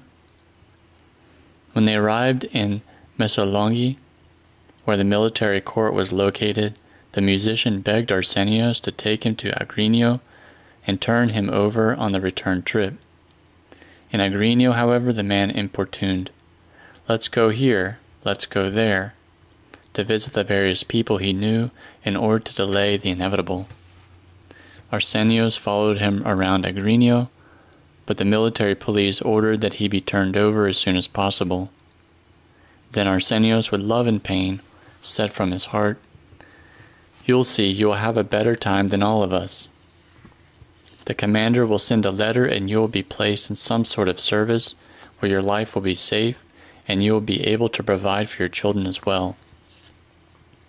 When they arrived at the military court, they were informed that the commander had indeed sent a letter. In the end, not only was he not condemned to prison, but he was assigned to be the cook at the military transfer center in Agrinio. He brought his family there and was able to provide for them from the food that had been left over at the center. Either Arsenios had divined this development through the gift of foresight, or his prayer full of love for the soldier had been answered. A few days later, the commander sent Arsenios to Nafpaktos to have some wireless equipment repaired. While returning, he passed by a church where at that moment the service of the salutations of the Theotokos was taking place. Even though he yearned to go inside, even for just a bit, he could not leave the wireless equipment outside the church unprotected. He stood at the entrance of the church for only 5 minutes and said despondently, "My Pania, how have I ended up like this? It's been 5 months since I have been in a church." And he began to cry like a small child. It was the Friday of the first week of Great Lent, March 11th, 1949. The following week, orders came from the General Staff that the independent double company would be disbanded, and each soldier, as a way of being honored for their services, was free to ask for a transfer to whatever other branch of service they preferred.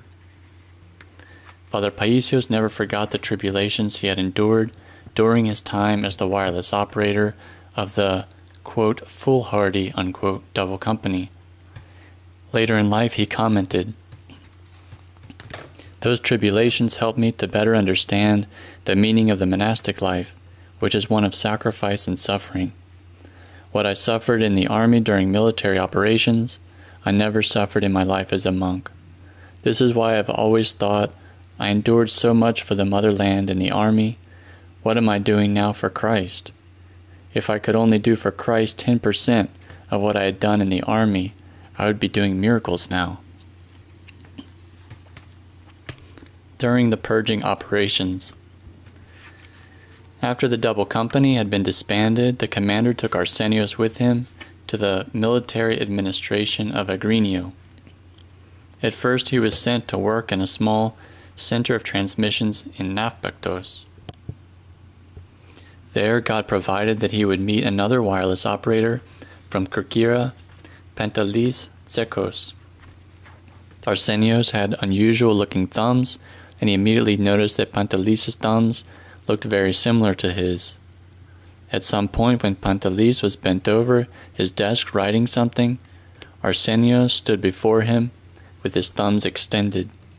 As soon as he looked up, Arsenios said, "Do you know that we are brothers?" And when he heard that Pantelis was from Kerkyra, his heart leaped with excitement, because he was reminded of the sacred ground covering Hesychasterion. What impressed Arsenios even more was the soldiers' authenticity, philotimo, and nobility. Their spiritual gifts made them kindred.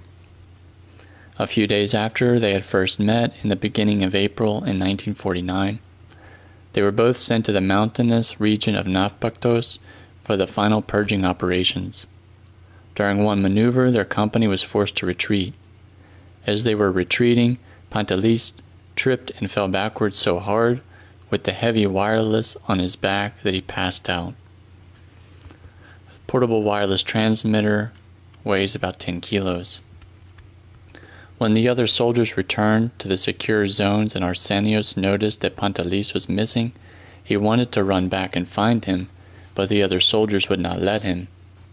They said, "He's been killed, don't go back, and get yourself killed as well."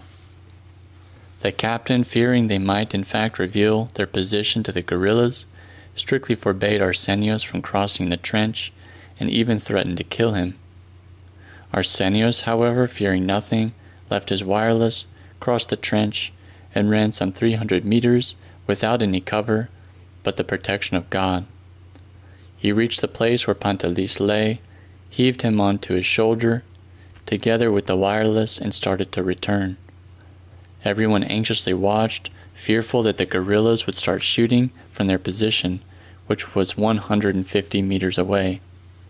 However, not even one bullet was fired, and Arsenios managed to bring Pantelis back safely. The captain remarked, "You must have some saint protecting you, to have saved both yourself and him." When Pantelis recovered and learned what had happened, he asked Arsenios which saint was his protector. Arsenios then spoke to him about Saint Arsenios and the miracles he had done in Pharasa, as well as about his having been buried in Kerkyra.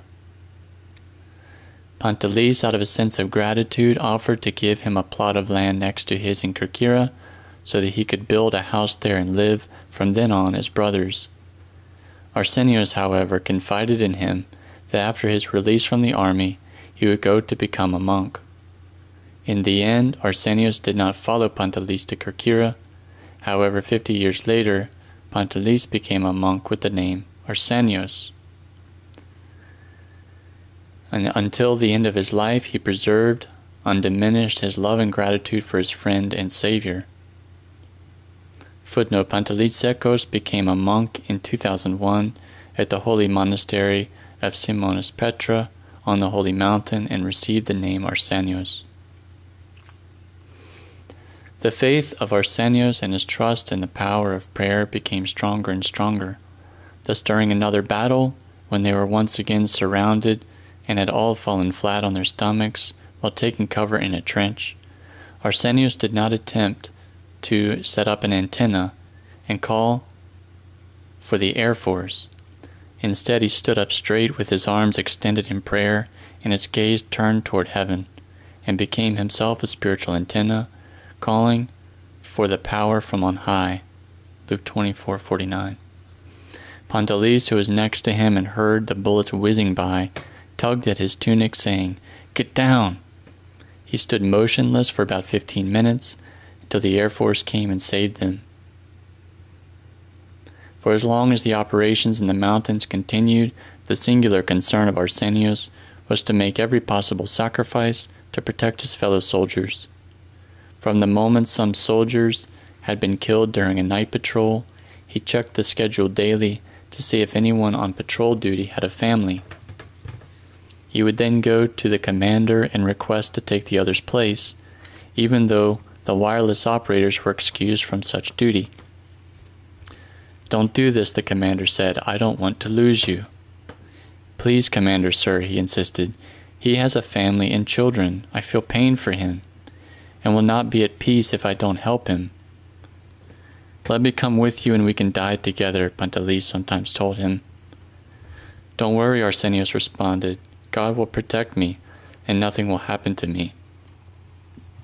Indeed, whenever Arsenios was on patrol, absolute peace prevailed, and thus he carried out his duty while praying fervently and from the heart. Whenever the opportunity presented itself, Arsenios asked permission to withdraw from the camp for the sake of obtaining greater quietude in prayer. Pantelis, becoming aware of these absences, decided once to follow him. He saw him go into the forest and stand in some quiet place. Then, looking left and right to ensure that no one was watching, Arsenios sprang into his spiritual work. He chanted with all his heart and did many prostrations. Then he knelt and remained kneeling for a while with his arms raised. He then stood up and continued again with the prostrations. At the military administrative office, when the final purging operations in the mountainous region of Nafpaktos had been completed in May of 1949, Arsenios was assigned to the military transmissions offices in Agrinio, which were housed in a building situated beside the central plaza of the city. Since the sleeping quarters of the transmitters were also located there, Arsenios never left the building except to go to church or carry out some assignment. When the other soldiers became aware of this, they began asking him to fill in for some of their own shifts. Some of them even lied to him by saying that their father or their sister was coming to Agrinio, and they therefore needed to be absent from their shift. Arsenios did not check to see if they were telling the truth, but instead attended to them with his whole heart. He had even learned the cryptographic code in order to be able to substitute for the cryptographers as well. He also took the broom and cleaned up all the areas, since a cleaning person had not been hired due to security issues. He reasoned to himself that this is a place of service and as such, a sacred space. It is not right that it be in disarray. Some soldiers called him the errand boy and the perpetual victim, but they all accepted him as a true man of God. In the very little free time that was left to him, Arsenios sat off to one side and read, thereby avoiding any long-winded discussions. The other soldiers usually sat on the balcony that looked out onto the plaza, and often invited him to join them. "Come on, Arsenios, get out for a bit." But he never went out. One time, with great difficulty, they forcibly dragged him out so that he could see some girls who were out for a stroll. Arsenios, exercising spiritual prudence, closed his eyes, not wanting to give rise to temptation. He stood that way for a few minutes and then went back in. Another time, his love for neighbor caused him to go out onto the balcony. He wanted to offer support and consolation to a fellow soldier who wanted to commit suicide because his fiancée had abandoned him. So they went out onto the balcony together. "Do you want to go down to the plaza? Where would you like to go?" They went for a walk together, and Arsenios spoke to him with love and discretion. "Why don't you think of what would have been worse?" he asked him. "You could have been married with children, and this might have happened. God has blessed you. Be grateful to God." One Sunday night, the soldiers again forced Arsenios out onto the balcony. "Come on, you innocent babe, come see Benedictos." From the balcony of a hotel opposite the transmission center, the fiery preacher, Father Benedictos Petrakis, was delivering a sermon, and the plaza was filled with people listening to it over the loudspeakers. When the sermon ended, Arsenios went to receive his blessing and make his acquaintance. From that night on, Arsenios sat on a stool outside the building every Sunday evening and listened to the homilies of Father Benedictos. To some people, the bright face of a devout soldier made an impression. Even though he lived in the center of the city at the transmission center with other soldiers, Arsenios looked as if he was not of this world. John 8:23. He was already a wireless operator of God, that is, a monk. At night, while the others were sleeping, he got up to pray and do prostrations in a corner of the room. Sometimes he prayed while kneeling upon his bed, from which he had removed the mattress for ascetic reasons, claiming that it bothered him. He continued to observe the rule of fasting by removing not only the meat from his meals, but also anything else that seemed to be overly tasteful to him. Ill at Konitsa. By working virtually without stopping and with barely enough sleep and food, Arsenios became utterly exhausted. During September of 1949, he ran a temperature of 39.5 degrees C over 103 degrees Fahrenheit for 20 days without saying anything to anyone. Inevitably, one day he got dizzy while he was standing before the telephone board and collapsed. He heard some soldiers saying, "Come on, Benedictos, we are now taking you for some general overhauling." They placed him in an ambulance and he was taken to the hospital. It then came to be known that he had worked 6 contiguous shifts, that he had, in other words, been at the telephone's switchboard for 48 hours without even taking having taken his meals. The others, it would seem, had passed by, seen him working, and then continued on their way. Because he did not want to stay in the hospital, he asked the commanding officer for leave to go home to Konitsa. The commander granted Arsenios an unrestricted leave and ordered him to return only when he had completely recovered. On the way to Konitsa, he was stopped by the military police, who were puzzled by his leave papers, which did not include a date for his return to his unit. "This is the first time we have seen such leave papers," they said. "For the commander to have granted me such leave," he responded, "means that he is certain that I will indeed return when I am well." When he arrived home, he did not say that he was sick. The next day, however, he vomited blood and collapsed. When he came to, he had severe pain in his intestines and could not take a single step. He was transferred by ambulance to the temporary military hospital that was housed in the agricultural school of Konitsa. There he remained for 15 days, suffering from complete exhaustion and fever. All the wards and even the corridors of the hospital were filled with maimed soldiers, while the helicopters constantly brought more wounded from the mountain range of Gramos, where the battles continued. Mount Gramos is part of the Pindos Mountains, separating Epirus and Macedonia. The last battles of the Greek guerrilla warfare took place on Gramos and on nearby Vitsi. One day a general was passing through the ward wherein Arsenios was recuperating.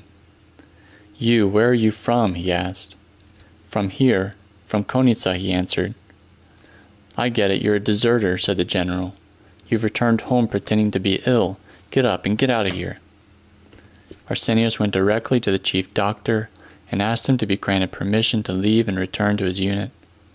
But the doctor informed him that because of his condition, he would behave to be catalogued with those on the rear lines. "How am I to go with those on the rear lines while others are being killed on the front lines?" "No, I'll return as quickly as possible to my unit," Arsenios responded. He left the hospital the same day and sent a letter to a fellow soldier in Agrinio. "I am well now," he wrote. "Thank God. The only thing I have is a feeling of great weakness. As soon as I take a few steps, I get dizzy. They gave me 15 days of convalescent leave, but I am troubled over the fact that I have been absent for so many days. I hope the days will pass by quickly so that I can return." While Arsenios had been absent from Agrinio, soldiers who had taken part in certain operations had received medals. His own medal had been taken by another soldier who had appropriated his place. That man cautiously approached Arsenios after he had returned and told him that he had taken his medal. "I don't mind that you took it," said Arsenios. "What am I to do with such a thing?" The saint had grasped the deeper meaning of life from a young age. Thus he was able to disregard every worldly vanity. Release from the army. 5 months later, in March of 1950, Arsenios was released from the army. He received his release papers in Makrokomi Lamia, and from there he was determined to go directly to the Holy Mountain. When he shared his thoughts with 2 of his fellow soldiers, they tried to change his mind. "Goodness, Arsenios, won't you at least return to your family and tell them that you have been released? First go to your mother, and then go wherever you want," they insisted. In fact, one of them took away his traveling papers and told him they would not give them back to him until they first returned to Konitsa together. The next morning, however, the soldier found a goodbye letter from Arsenios, asking for forgiveness because he had stolen the traveling papers. Quote, "stolen," unquote. Arsenios took the train for Thessaloniki, which was filled with soldiers because at that time many troops had been simultaneously released. When the train arrived in Larissa that night, the soldiers went to spend the night at the military transfer centers but found them full. They then went to the hotels, but were turned away for fear of their getting the bedding dirty. Finally, because it was cold, an officer arranged with the railway station master to have the soldiers stay in the railway cars, which maneuvered all night long. When they arrived in Thessaloniki the next day, there too the transfer centers were full, and the hotels would not accept them. Thus those soldiers who had to travel to their destinations on the next day had to spend the night on the streets. Referring to that incident a few months before he died, Father Paisios said, "You saw the poor soldiers lying on the sidewalks, leaning upright on walls, just to get through the night. If it were today's young men in that situation, they would have burned up Larissa, all of Thessaly, all of Macedonia." The soldiers themselves were a bit bitter, but would not have even thought of doing something bad. They had endured so many tribulations out in the snow, had made so many sacrifices, had been maimed, and it ended up that their final thank you was to be turned away, forced to sleep out on the streets. And I draw a comparison between how the young men were then and how they are today. Not even 50 years have passed since then, and how people have changed. Chapter 4, Preparations and Temptations. Searching on the Holy Mountain. Having served the earthly king, Arsenios was eager to be registered as a volunteer in the angelic order of monks, desiring to serve Christ the heavenly King. From the very first moment, however, he encountered difficulties and temptations, just as sacred scripture forewarns, "If thou come to serve the Lord, prepare thy soul for temptation." Wisdom of Sirach 2, verse 1. At first he went to the then ideorhythmic monastery of Philotheo and his relative, Father Simeon. Ideorhythmic is a term used by the Orthodox Church to describe monasteries in which the monks live separately, have property, work individually in supporting themselves, and the members of a monastery, supervised by an elected council, are not under daily direct supervision. He did not stay there long, however, because instead of the hardships he had expected, he found comfort. Whereas he had the impression that monks ate only wild vegetable greens and even had his own pocket knife ready to gather them, he soon discovered that Father Simeon cooked his own meals in his cell and that he even broke the fast once in a while. That occurred because ideorhythmic monasteries do not have a common refectory, and moreover Father Simeon had gone through a serious case of tuberculosis and was in need of fortified nourishment. Arsenios, however, given his youthful zeal and lack of experience, could not justify such actions. He thought to himself, "This is so different from what I was expecting. Where can I go now? What can I do?" In the meantime, his father, whom he had informed that he was at the monastery of Philotheo, had sent a letter begging him to return to Konitsa to help his family. His brothers were still serving in the battalions of the National Guard, and in order to make ends meet, his father wrote, they had even been forced to sell some fields. Arsenios did not want to return to the concerns of daily life. He yearned for a proper place, or rather a spiritual arena, in order to assume his spiritual struggles according to the apostolic word, "No man who warreth entangleth himself with the affairs of this life, that he may please him who hath chosen him to be a soldier." He therefore started wandering around the skeets and the Kalivya in search of an elder in whom he could inform his spiritual life. He went to the skeet of St. Anne, and then on to the skeet of Kapsokalivya, going as far as the desert of Katanakya. Consolation from an anchorite.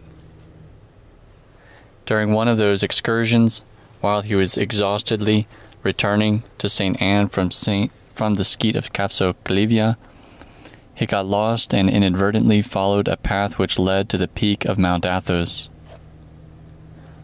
The moment he realized it, he desperately started to look for a path that would lead him back to his destination and prayed to the Panagia to help him. Suddenly an anchorite appeared before him.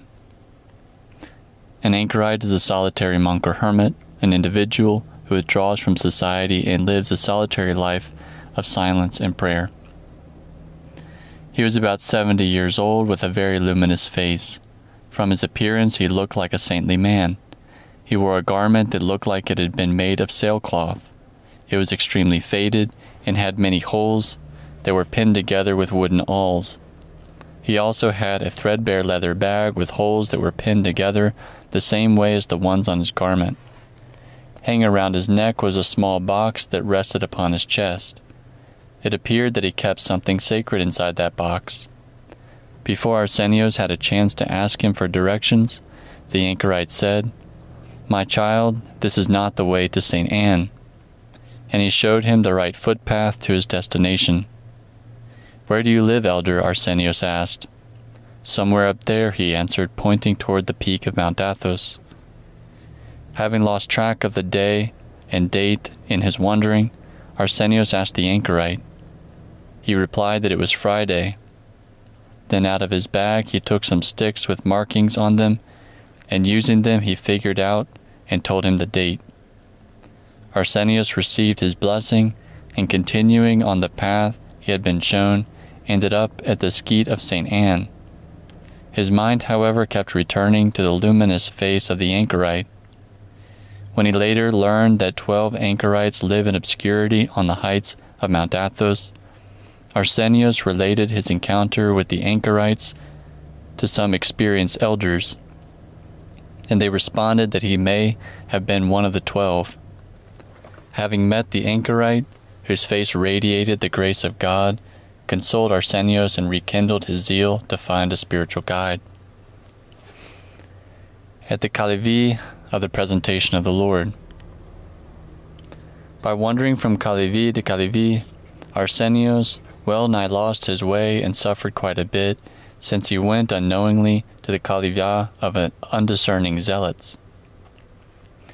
Zealots are Athonite monks who stopped commemorating the name of the ecumenical patriarch after the change of the calendar. They do not communicate with the majority of the Athonite monks, nor even among themselves many times, because they are divided into various factions. He thought that they were called zealots because of their great zeal and struggle. He did not know that some of them had gone to extremes and fallen into spiritual delusion, or that their zeal was not according to knowledge. Romans 10:2. Finally, one spring day, while waiting at the wharf of the skeet of St. Anne for the boat going to Daphne, he saw a young monk standing off to one side with his cambaschini in hand. The monk's reserved stance prompted Arsenios to approach him and ask where he lived. He pointed to the highest rock outcroppings of the skeet, behind which was hidden a Calivi, where he lived with his elder. "Would you consent to my coming to live with the Brotherhood?" Arsenios asked him. "I cannot give you an answer," he said, "for I am under obedience. We have to ask the elder." They then climbed together to the Calivi of the Presentation, which is a 15-minute walk above the last Calivi of the skeet. This Calivi was destroyed by fire, and today only its ruins remain. The Calivi was completely isolated and hidden from view. If one did not know of its location, it would be impossible for him to find it. The elder of the Calivi was an austere hesychast, Elder Chrysostomos of Samos, who belonged to the more moderate zealots, and who had under his obedience the young monk whose name was Father Nicodemus. When Elder Chrysostomos heard that Arsenios wanted to stay with them, he looked into his face and said, "Let him stay since he wants to, and may he be made steadfast with the help of Panagia." Arsenios was so enthused by the quietude of the place and the elder's devoutness that he immediately handed the little money that he had over to him. He accepted the money, and as was the custom, followed by many elders then, placed it over the door lintel of the Calivi, saying, "Do you see where it is? If you choose to leave, you can take it and leave." Simplicity reigned in that ascetic Calivi. Even though Elder Chrysostomos was a mason and an excellent stonework craftsman, the walls of the Kalevi were constructed of simple dry stacked stone and covered with boards and stone slabs. It consisted of the chapel of the presentation of the Lord in the temple, and 3 small cells, each of which could barely fit a narrow bed and a small stool.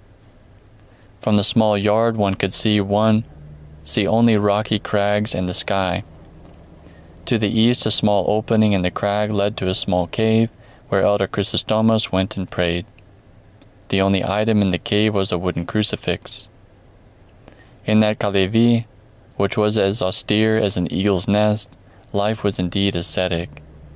They had no garden, for there was hardly any soil, nor, however, was there any running water. Rainwater, which they collected in a cistern, barely sufficed for cooking their meager meals and drinking.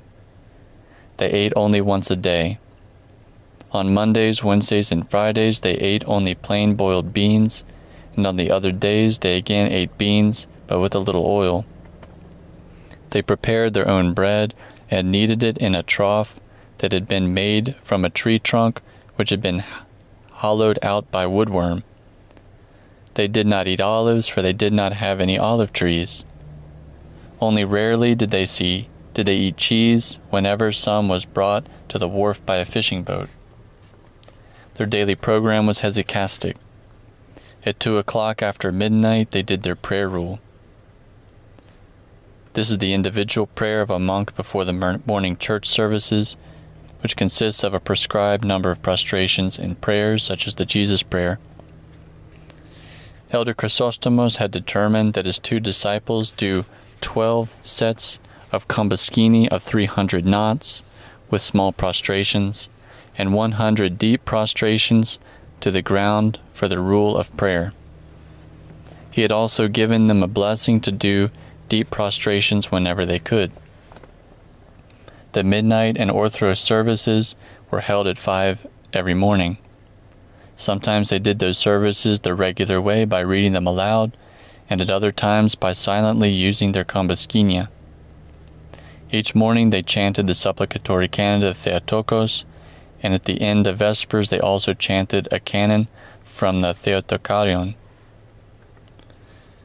The Theotokarion is a collection of 62 hymnological canons to the Panagia Theotokos, composed by 22 melodists. It was published by St. Nicodemus the Hagurite, who compiled the canons from the manuscripts of the Holy Mountain. After the Adipnon, they did not speak at all, but each said the Jesus prayer until it was time to sleep. The Adipnon is a church service that follows the evening meal. It means after the supper. One night, as Arsenios sat on a rock outside of the Kalevi saying the Jesus prayer, he heard the devil at some point make a sound like as if mocking him. Then he heard him shout, "In the skeet of the old woman," meaning the mother of the Panagia, St. Anne, "the monks do not let me approach." That experience helped Arsenios a great deal, as he later declared, for it made him understand the great power of the Jesus prayer. The readings which they studied were from the Geronticon and the Philokalia. Elder Chrysostomos' handicraft was to make worry beads out of seashells and to carry out masonry work wherever he was asked. Father Nicodemos made wooden objects with a lathe, and Arsenios helped him simply by turning the wheel, because he had not said that he knew carpentry. Arsenios was at ease with the simple ascetic life at the Kalevi of the presentation. However, he felt the need for more spiritual help and guidance, because Elder Chrysostomos did not speak readily. His principle was, if no word is spoken, let there not be a reason to speak one. This is a phrase used by Elder Chrysostomos of Samos. It has not been located in any other text. Arsenios, out of a sense of constraint, hesitated to ask. Moreover, he often thought of his father's request that he help the family, and was furthermore troubled by the thought that his sister Christina had not yet gotten married. Thus, after having remained at the Kalevi for 3 months, Arsenios asked Elder Chrysostomos for a blessing to go to Konitsa. "You are a novice, my son," he said. "Go and do as God enlightens you to do." Arsenios left without retrieving the money he had brought with him. In Konitsa as a carpenter, 1950 to 1953. At the end of June 1950, Arsenios returned to Konitsa and began helping his father with the agricultural chores. One day they went to harvest a field that had been planted with wheat. With them went the wife of his oldest brother. When Arsenios saw the thorn-filled field, he said to his sister-in-law, "You are a bride and the field does not know you. You can harvest here where the field has fewer thorns, and I will harvest the rest of it, for it knows me." As he started harvesting, his mind went to the holy martyrs who out of love for Christ had walked on red-hot nails. Inflamed by the desire to imitate them, even a little, he said, "These shoes are a little tight on me. It's best that I take them off." He took off his shoes and continued to harvest nimbly while stepping upon the thorns. During that post-war time, carpentry work was in great demand due to the destruction that had taken place during the wars. Thus Arsenios did not have any difficulty finding work and soon began working as a carpenter on houses. When he was working standing up, he usually chanted, and when he was on his knees repairing floors, he said the Jesus prayer, "Lord Jesus Christ, have mercy on me." He did not work carelessly or hurriedly. Whether he was working on a house or a stable, he applied the same attentiveness. "I cannot lower the quality of my work," he said, "when I work on a stable. I will always rub the window moldings with sandpaper, regardless if they use the space for animals or they decide not to pay me for the extra labor." He often worked for free, either because he did more work than had been asked, or because some people owed him money and he was embarrassed to ask them for it. If a problem arose, he preferred to lose a little money than to lose his peace of mind. Once a customer gave him a bag of nails to repair a floor and ended by shouting, "Where are the nails? I don't see any nails." Arsenios tried to explain that the nails were not visible because they were driven internally between the boards. The man, however, insisted, "You have stolen my nails." Since he was not convinced, Arsenios left without having been paid. Whenever he learned of someone's death, he prepared the casket for free, saying to the other carpenters, "The poor people have their pain. How can we take money from them?" He did not lift his eyes to see people or things in the houses in which he worked, nor did he ask for anything on his own. He almost never spoke. Only when there were children about did he call them to assist him, while he, in return, helped them spiritually by teaching them to chant and giving them the life of a saint to read. At first he worked in the village of Kallithea, which was about 7 kilometers from Konitsa. Because he was far from his home, the women of the houses he was working on invited him to eat. He responded, "If you want me to eat with you on Wednesdays and Fridays, please cook beans or lentils without oil. You, if you want, can add oil to your own meal." After the meal, he would read a little and then continue his work with a prayer, "My Panagia, help me." At one house, in order to repair the roof, he had to cut the lumber into shape while hanging on the ladder with his head turned upwards for hours. It being summer and very hot, the sweat was streaming off of him. He, however, not only did not appear to tire, but instead accompanied every strike of the axe with chanting. One day the woman of the house said, "Arsenios, come on, sing a regular song." "Mrs. Heraclea," he answered, "there are no better songs in the hymns of the church." When he had finished the roof, they asked him to also make a small icon stand. He worked on it all day.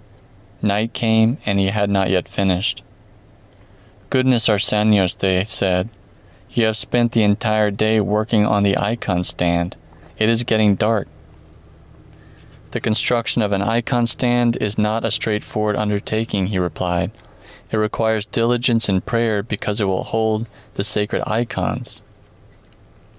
At dusk, when his work was done for the day, he sat with the village children outside of the church of St. George.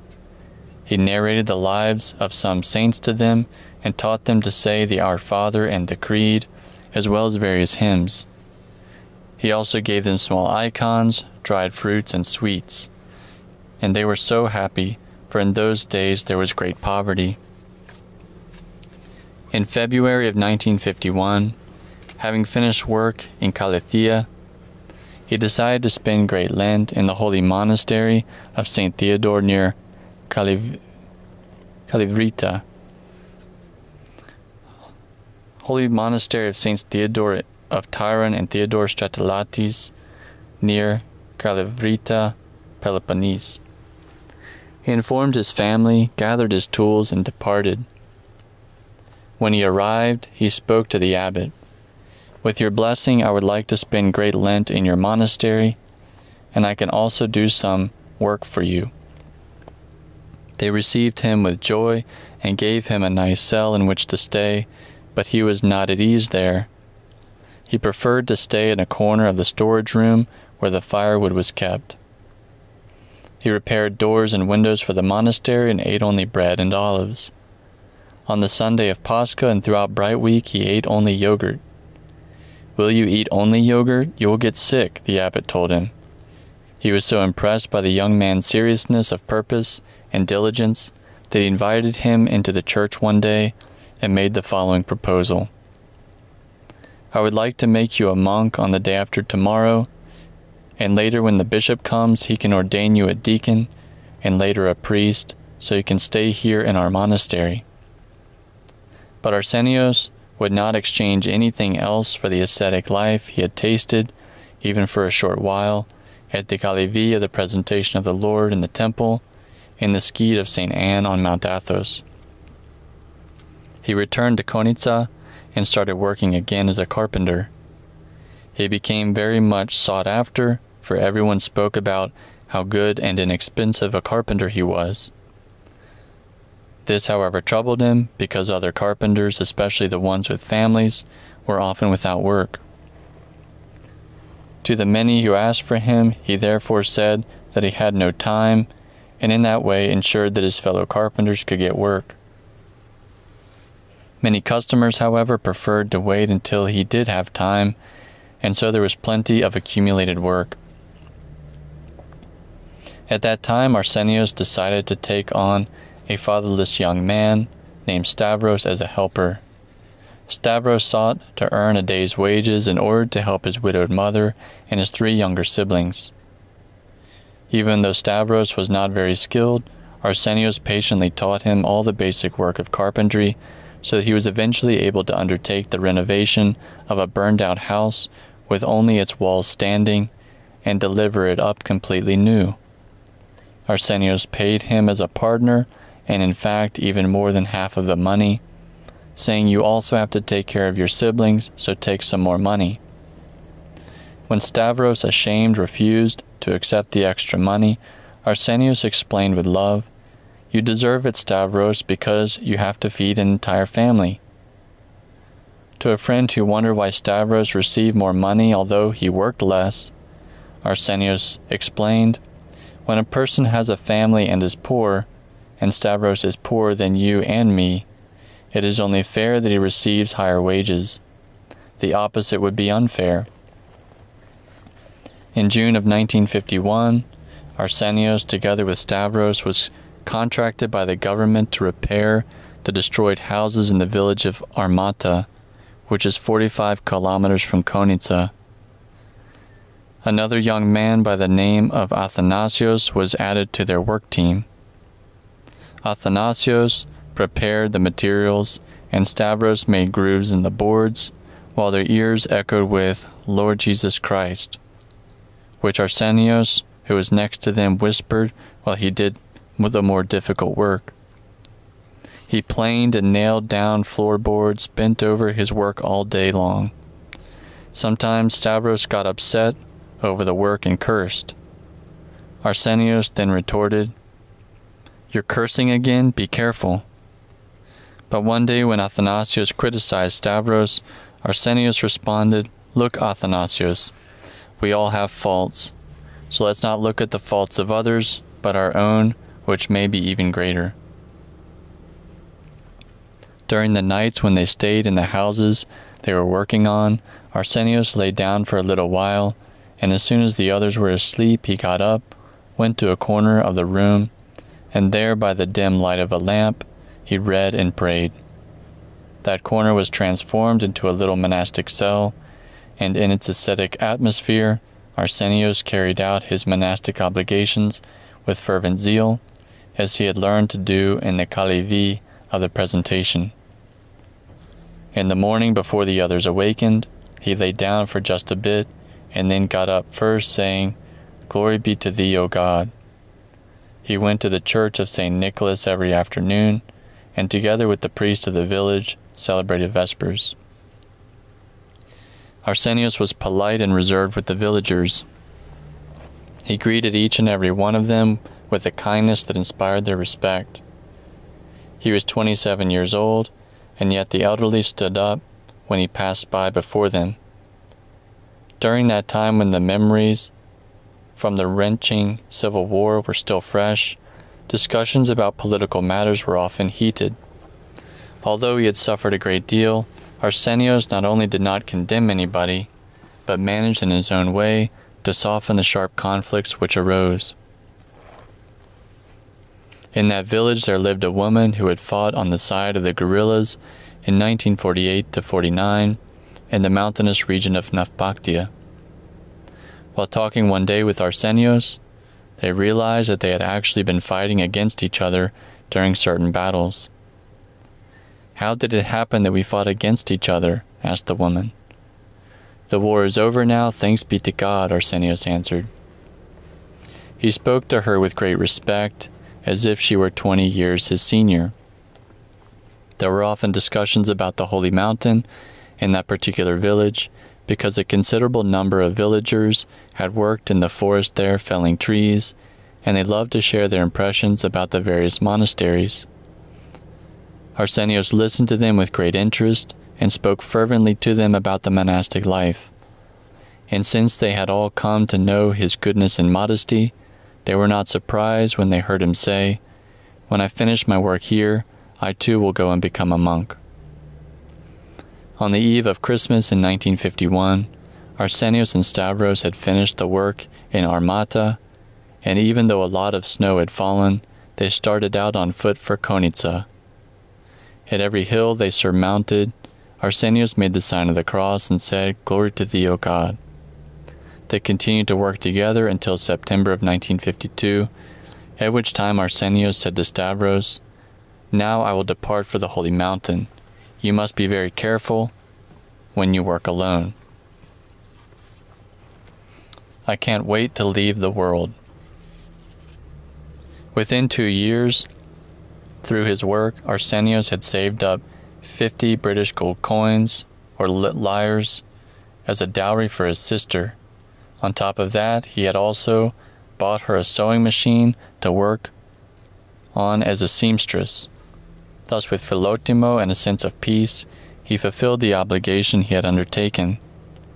Not wanting his sister to feel badly about her having been the reason that he had delayed becoming a monk, Arsenios told her that he was really not yet ready. Nonetheless, he truly believed that God had permitted his family to have need of him due to his own immaturity, so that he could be even better prepared to become a monk. At the same time, however, constantly echoing within, he heard the divine personal invitation calling him to the angelic order of wireless operators of the church.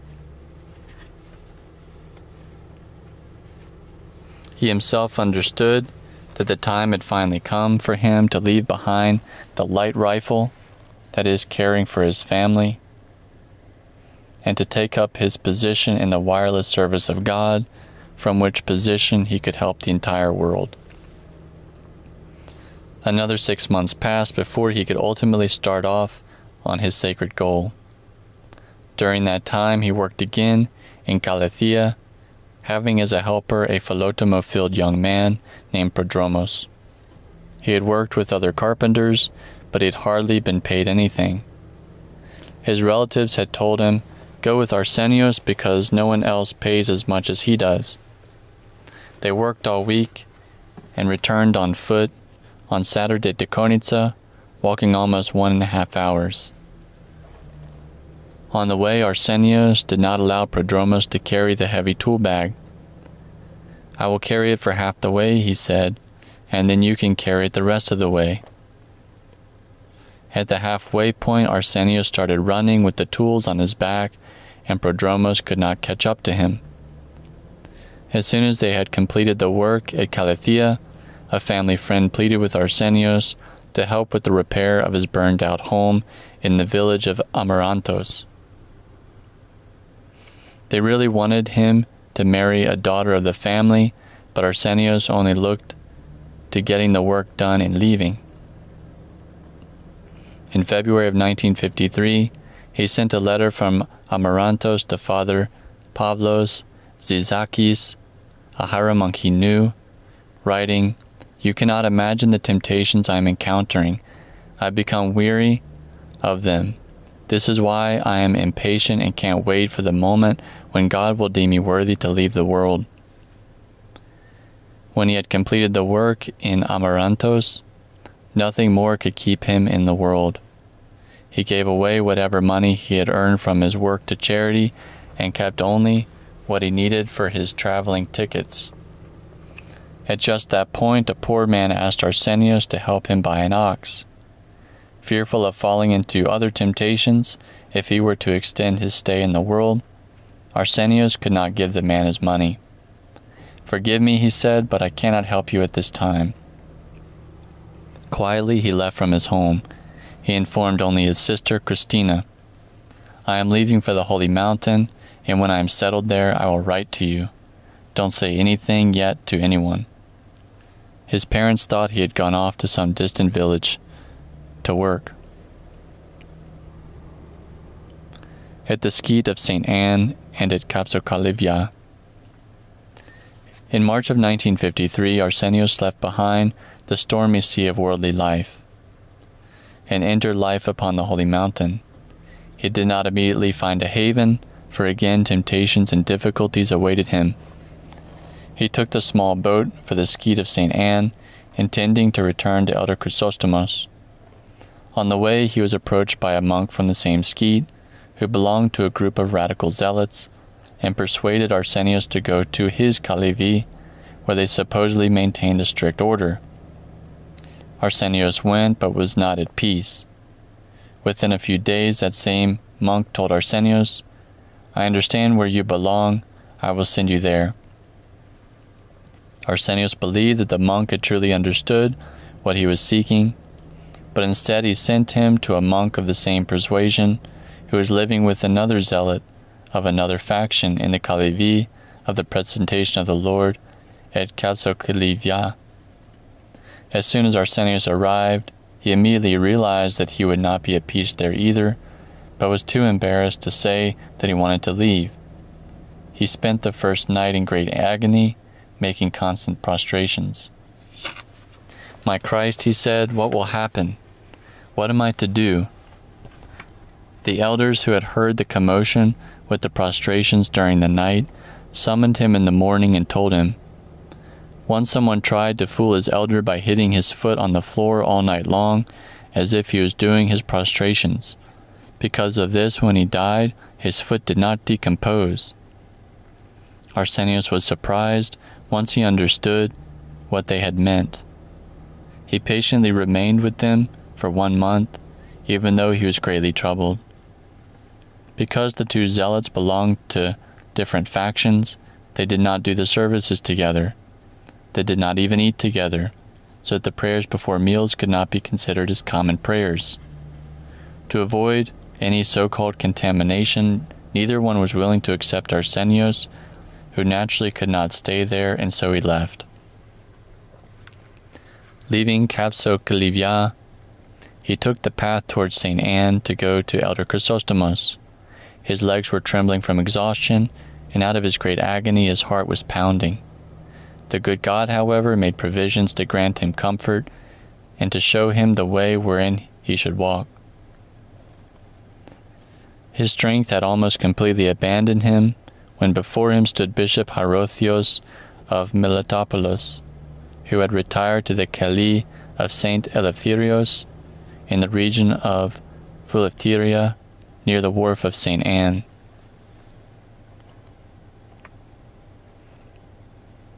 The good bishop was startled to see him so thin and exhausted. He invited him to his Kelly and sent the young man, who was his assistant, to bring some fish. The bishop himself fried the fish and offered them to Arsenios, along with some wine. Arsenios hesitated to drink the wine, fearing that it would be hard for his system to accept, but the bishop blessed it and told him, "Drink it, my son, to get your strength." The concern and the fatherly care of that good shepherd was a great comfort to the tormented Arsenios. He narrated his misadventures, and then that venerable hierarch advised him to go to the Cenobitic monastery of Esphigmenou, which was at that time considered to be among the more perfected Cenobitic monasteries on the Holy Mountain. Following his advice, Arsenios went to Elder Chrysostomos and told him that he was going to a Cenobitic monastery. The elder then returned the money he had left there 3 years earlier, and also gave him his blessing, and Arsenios thus departed in peace. At New Skete. On his way to the monastery of Esphigmenou, he stopped to reverence in the Kyriakon of New Skete. There a new adventure awaited him. A hieromonk approached him and asked, "Where are you from?" "From Konitsa," he answered. "And I am from Ioannina. We are compatriots," he said, although he was actually from Kalamata. "Are you going to become a monk?" he then asked. "Yes," said Arsenios, and being without guile as he was, he narrated his tribulations, saying at the end that he was heading to the monastery of Esphigmenou, even though his foremost desire was to live a totally ascetic life. A Kyriakon is the main church of a skete in which the monks of the skete gather for worship on Sundays and the great feast days and the designated vigils. The hieromonk referred to was removed from the list of monks of the ruling Holy Monastery of St. Paul by decision of its primary court, number 31/20-40-1957. "Come with me then," he said to him. "I am from the Kalevi of St. Demetrios, and my elder was the well-known Father Neophytos." Meekly Arsenios followed him, wishing to try once again to live the ascetic life in a Kalevi.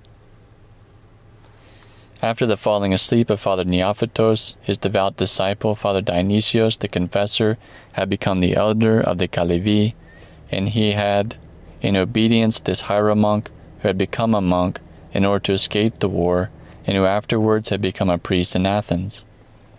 The hieromonk was a rather disorderly person, with a very worldly spirit, and even had a radio in his possession. Even though he was much younger than Father Dionysios, he was not at all respectful to him, and often said rudely, "I am the elder, and you are my disciple." When Arsenios went to their Kalevi, the hieromonk treated him like a servant, even giving him his clothes to wash. All the while, Elder Dionysios kept telling him, "He exasperates me, Arsenios. Please stay to close my eyes." Arsenios wanted to leave, but hesitated because the hieromonk had threatened him. "I know everybody on the Holy Mountain. If you take off from here, no one will want you to stay with them." 4 months later, in August of 1953, the hieromonk finally left the Holy Mountain in order to go on a tour with holy relics, and Arsenios took the opportunity to leave. Later, while referring to the tribulations he had at the beginning of his monastic life, Father Paisios used to say, "When I set out to become a monk, I received no help at all. There were 2,000 monks on the holy mountain then, but I happened to fall into those hands. I suffered hardships. I was fried on all sides. I could have stayed with any one of them had I chosen to do so, but I was afraid of the dangers because I was weak. I am grateful to all of them. Who knows how much I had troubled my parents when I was a child, and thus paid it off with all that tribulation." In a letter he had written counseling novice monks, he explained what had prompted him to write it. "It is true that I feel pain and concern for novice monks, for I suffered many hardships as a novice until I found that for which I had yearned. Obviously no one was to blame for my tribulations except my many sins, so that I could pay off some of them. Also my village frame of mind, which was the second cause of my tribulations, allowed me to entrust myself to anyone I encountered. I thank God very much for everything, for all things have greatly benefited me. The blows I received from the hardships not only got rid of the rusty corrosiveness of my old self, they also resulted in my having gained experience and the softening of my hard heart. Thus I pray with pain that novices quickly find the monastic conditions to which they are best suited, and that they thrive spiritually according to their inclinations." See the Epistles of St. Paisios of Mount Athos. Chapter 5, at the Holy Monastery of Esphigmenou. A living Erantikon. Arsenius arrived at the safe harbor of the Holy Monastery of Esphigmenou in mid-August of 1953. He opened his heart to Abbot Kalinikos, revealed his great yearning to live as an ascetic, and asked to be admitted to the monastery for a few years. The abbot received him. Thus the Cenobitic Holy Monastery of Esphigmenou, characterized by an austere program, toilsome chores, spiritual guidance and formation, would become the solid spiritual ground from which Arsenios, the lifelong lover of the desert, would be able to take the spiritual leap into the desert with certitude. In order to be entered into the novice registry of the monastery, Arsenios was asked to provide a certificate of clean record from the police station of Konitsa, which was how his parents learned that he had gone to the Holy Mountain. After a short time, he sent them a letter, just as he had also sent one to Father Pavlos Sesakis, to whom he wrote, "I came to the Holy Monastery of Esphigmenou, and I have stayed here. If you ask how I am doing, glory be to God, I am very well. The monastery has virtuous monks and a good order. It looks like God has providentially arranged for me to stay at the Holy Monastery of Esphigmenou, and I hope that the Lord will number me, his sinful and mangy sheep, among his small flock at the monastery."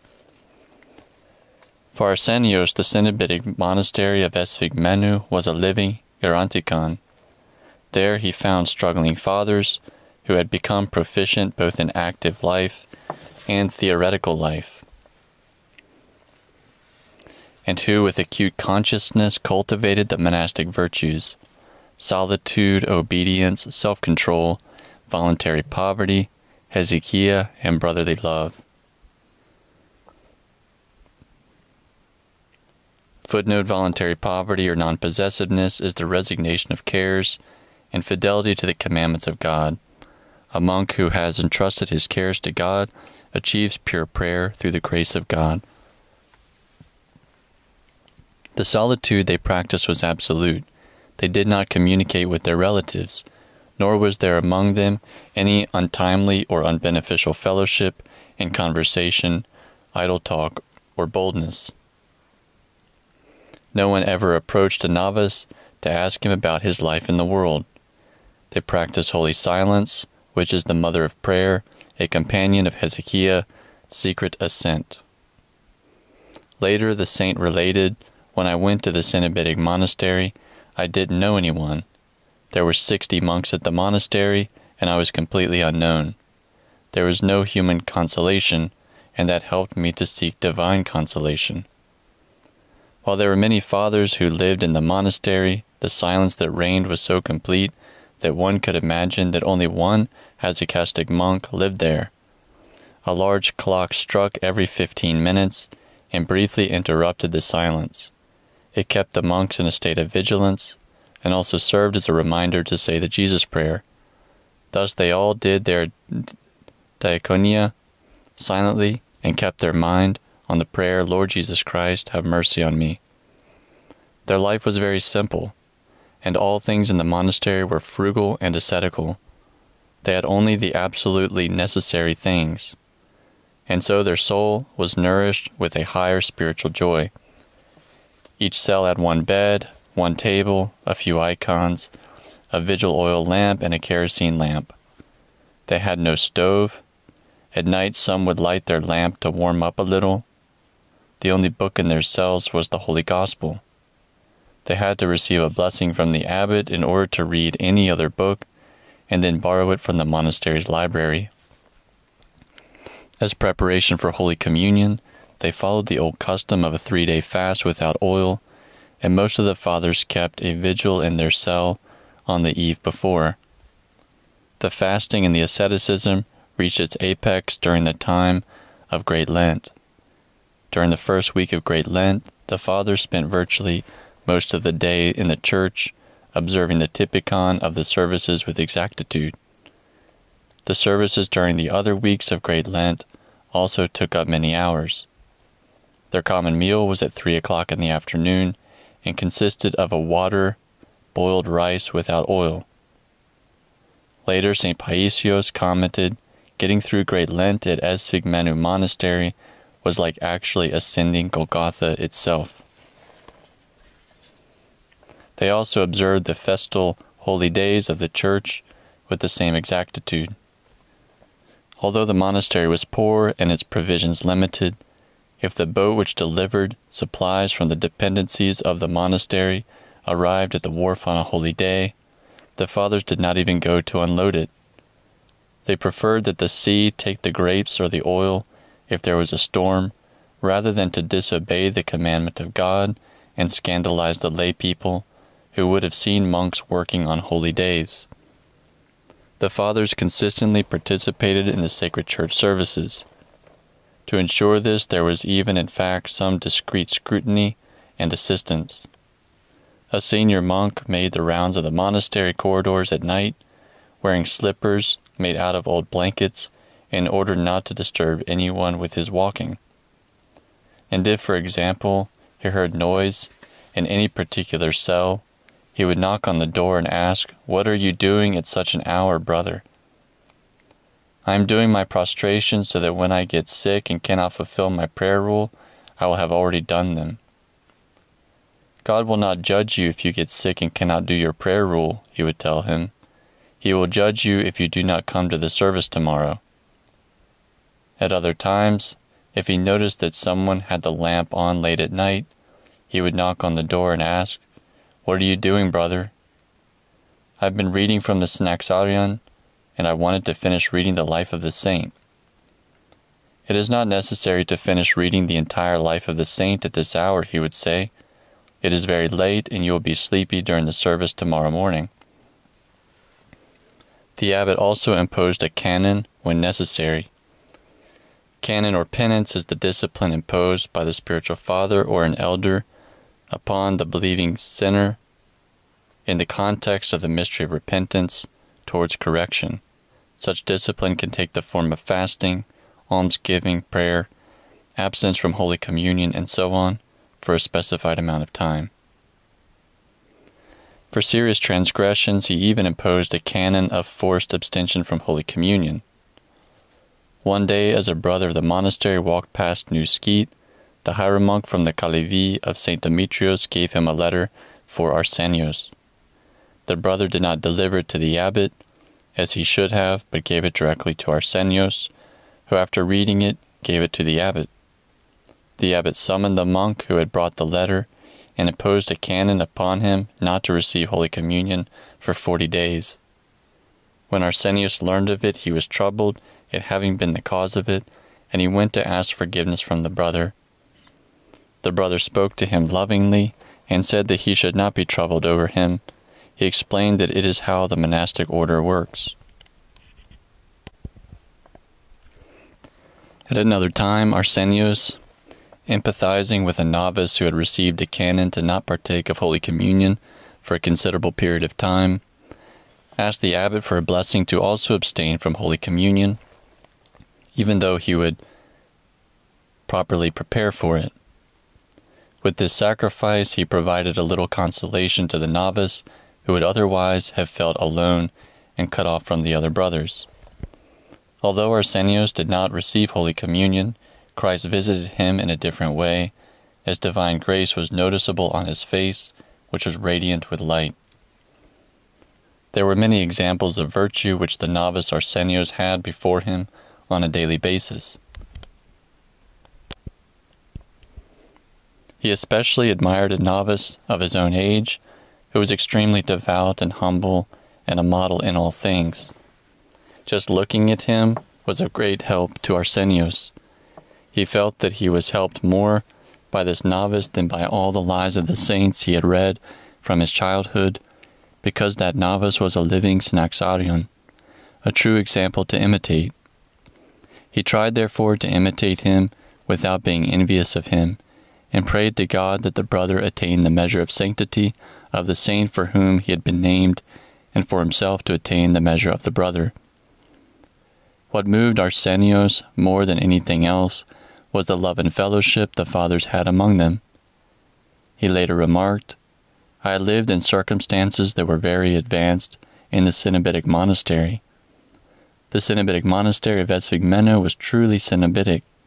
The fathers possessed a certain leventia and rejoiced in all things. They all sought opportunities to make some kind of sacrifice. In their chores, in the refectory, in all things, there was the spirit of sacrifice, how to provide some solace for my brother. Each one thought of the other first. They used the following principle as both their guide and their starting point. You have seen your brother, you have seen Christ himself. And thus were able to always keep it in mind in order to never grieve Christ. That is why they constantly celebrated every day as a holy day and lived in paradise." Assistant in diaconia. In the holy monastery of Hesychasterion, as in all the Cenobitic monasteries of the Holy Mountain, a novice had to learn virtually each of the chores and diaconia as an assistant. Along with showing the novice how to carry out a particular diaconia, every senior monk also taught him monastic conduct and the practice of orderliness, to respect the abbot and the brothers, to say bless and may it be blessed, and to be obedient. Moreover, the novice was also taught how to carry out his prayer rule and how to say the Jesus prayer. Thus the novice gradually became well-grounded and entered upon a good spiritual course. The older and more experienced brothers whittled away at him, and in the end the abbot put the finishing touches on the piece of furniture. The first diaconia, undertaken by Arsenios, was as an assistant in the refectory and in the bakery. Even though he was used to heavy work from a young age, he felt completely drained and constantly prayed that God would give him the strength to serve the brothers as well as possible, as they in turn also worked quite hard. He thought that the faster he washed the dishes in the large copper pots, and the more water he carried from the spring, the more respite he could provide for the brother responsible for him. He served the other fathers with the same eagerness. One day an ailing elderly monk asked Arsenios to bring a little soup to his cell, which Arsenios did after his chores. But when the brother in the next cell saw him, he said, "Arsenios, do not spoil him, for he will constantly ask favors from you and will not let you rest. Do you know what happened to me? I went to help him once. when he had a cold, and then he never let me alone. He would knock on the wall every few minutes. "Show me your love," he would say. "Make me a tea. Show me your love. Come and turn me over a little. Show me your love. Come and place a warm brick on my body." In the past, bricks were heated and used as warmers. With his constant "bring me a warm brick, make me some tea," I could not attend to my spiritual duties. Arsenios listened to him and was somewhat perplexed, because such a particular incident marked an exception in the Cenobitic monastery. Later in life he commented, "It is a terrible thing that an elderly monk should be in pain, should suffer, and should have to ask for a little relief, and that I should be unwilling to minister to him, lest I interrupt my spiritual duties. Such thinking is dry and dead. For God providing the warm brick, warm tea to the needy counts for more than doing prostrations and kombaskinia." While Arsenios assisted at the refectory, he met Father Georgios the Anchorite, a fool for Christ's sake, who on his occasional visits to the holy monastery of Esphigmenou was always offered something to eat by the monk responsible for the refectory. Father Georgios the Anchorite is mentioned in Athonite Fathers and Athonite Matters by St. Paisios. Because Arsenios, as a novice at that time, still abided by worldly criteria, he took Father Georgios to be mentally deranged, as did some of the fathers who could not understand him.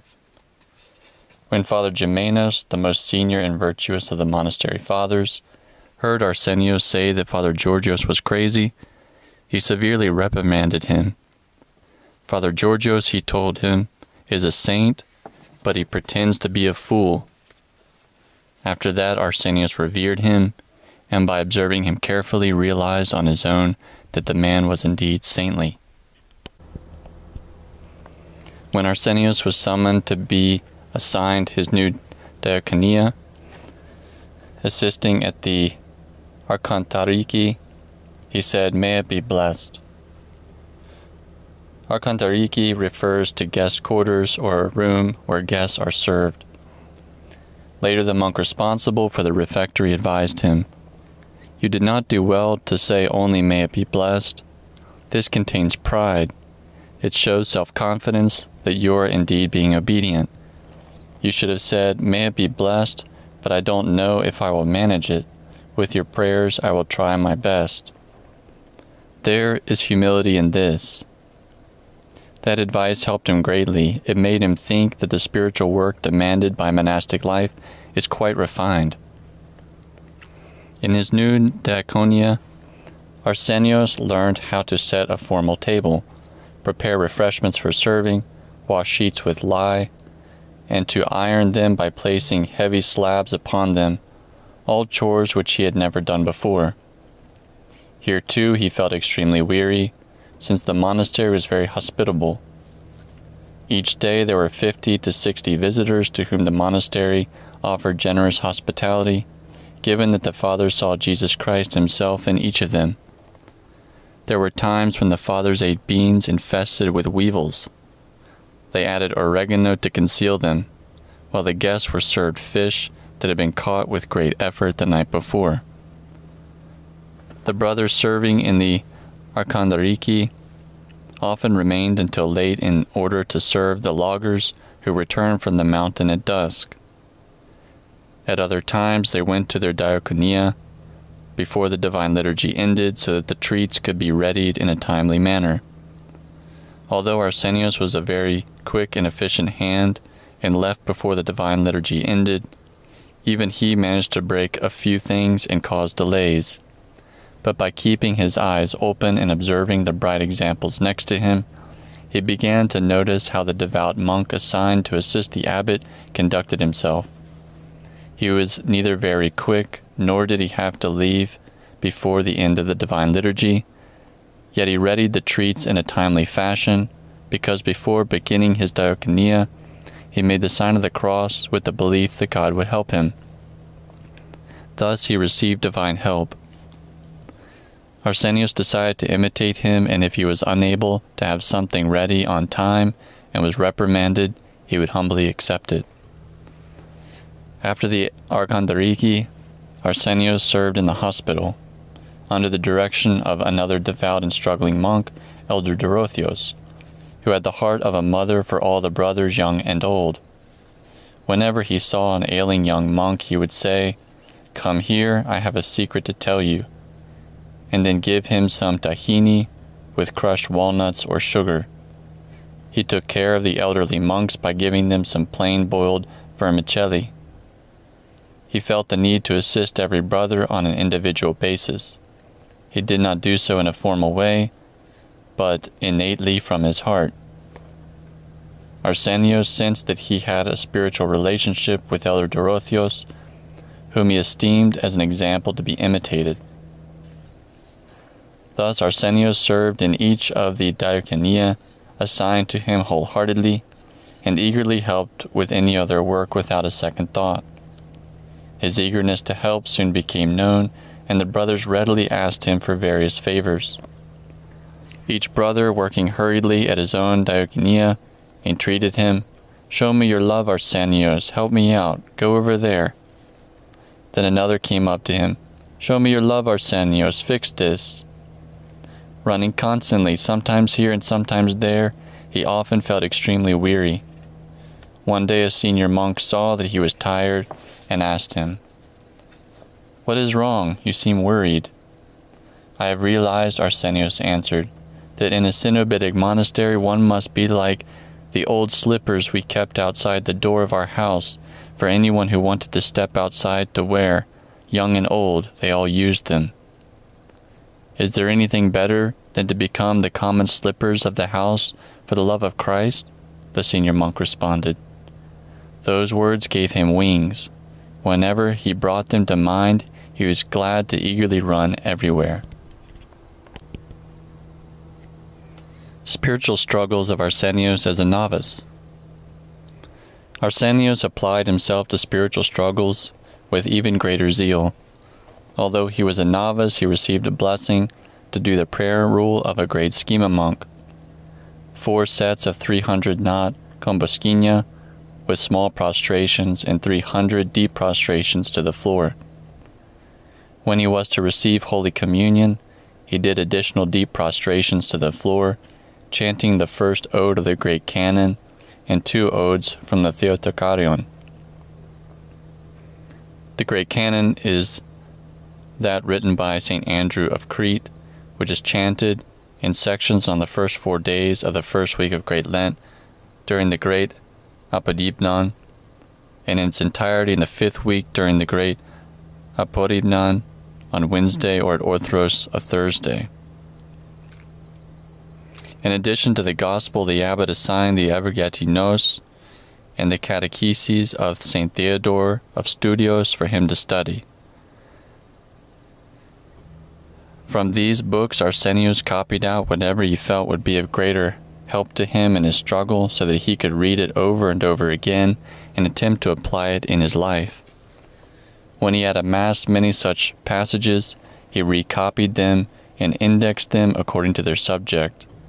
Thus they were stamped upon his memory, and he constantly brought them to mind, studying without a book, as he would say. He struggled to stand upright during all the services. When his legs hurt, he brought to mind Christ, who had endured the torture of having his noble feet pressed together and nailed onto the wood. When he first began, he attentively followed whatever was read and chanted, and thus even learned the Typicon. Later, sometimes he said the Jesus prayer noetically, and at other times he tried to fathom the divine meanings of the hymns. In spite of the struggle he had undertaken, he began to see certain weaknesses in himself which troubled him. He noticed, for example, that he felt joy and prided himself upon being called Father Arsenios by lay people, or when they said, "Your blessing, Father." He thought to himself, "I did not have these things in the world. Why do I have them now? Let's see, what did I do when I was in the world?" He saw that while he had been in the world, he certainly had not prayed as much, but he had constantly observed his own self and always put it in its place. There, in the spiritual certainty of the Cenobitic monastery, he had neglected the spiritual work, which is the basis of the spiritual struggle.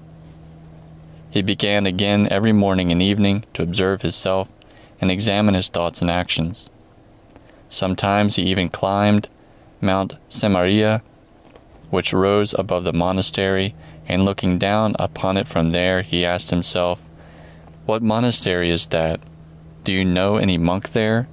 Do you know Arsenios? In what cell does he live? How is he doing?" Thus, with the objectivity of a distant observer, he saw his life more clearly and tried to correct himself. That was how he blocked himself from proceeding with pride and impudence, as he would say, and started the struggle for attentiveness and nepsis with greater awareness. Nepsis is the continuous vigilance of the monk to maintain his mind pure of thoughts and focused on God. During the monk's collective work in the fields, he worked quickly and silently and completely focused on saying the Jesus prayer. Once he was sent along with other novices and young monks to plant poplar trees along a road near Irissos, where there was a Metochian of the monastery. Irissos is a small town on the east coast of the Acti Peninsula in Halkidiki, Greece. Metochion is a parish representation or dependency of a monastery. As they were planting the trees, a school bus full of children stopped. Arsenios then thought to himself, "Since I have departed from the world, it is not right for me to look upon people." And he struggled to keep his head down and not look up to see the children. The struggle for nepsis was not so difficult for him, since as a young child, he had learned to maintain control over himself and to cut off even longings that were good. But there was something else that was very difficult for him, the special feeling he had for his mother. Memories of her tormented him, and he often saw her in his dreams. He confessed this to the abbot, and after a particular struggle to control his thoughts and much prayer, he managed, as he later said, to uproot from his heart that human love for his mother. It was then that the flame of divine general love, which embraces all people without exception, began to burn within him.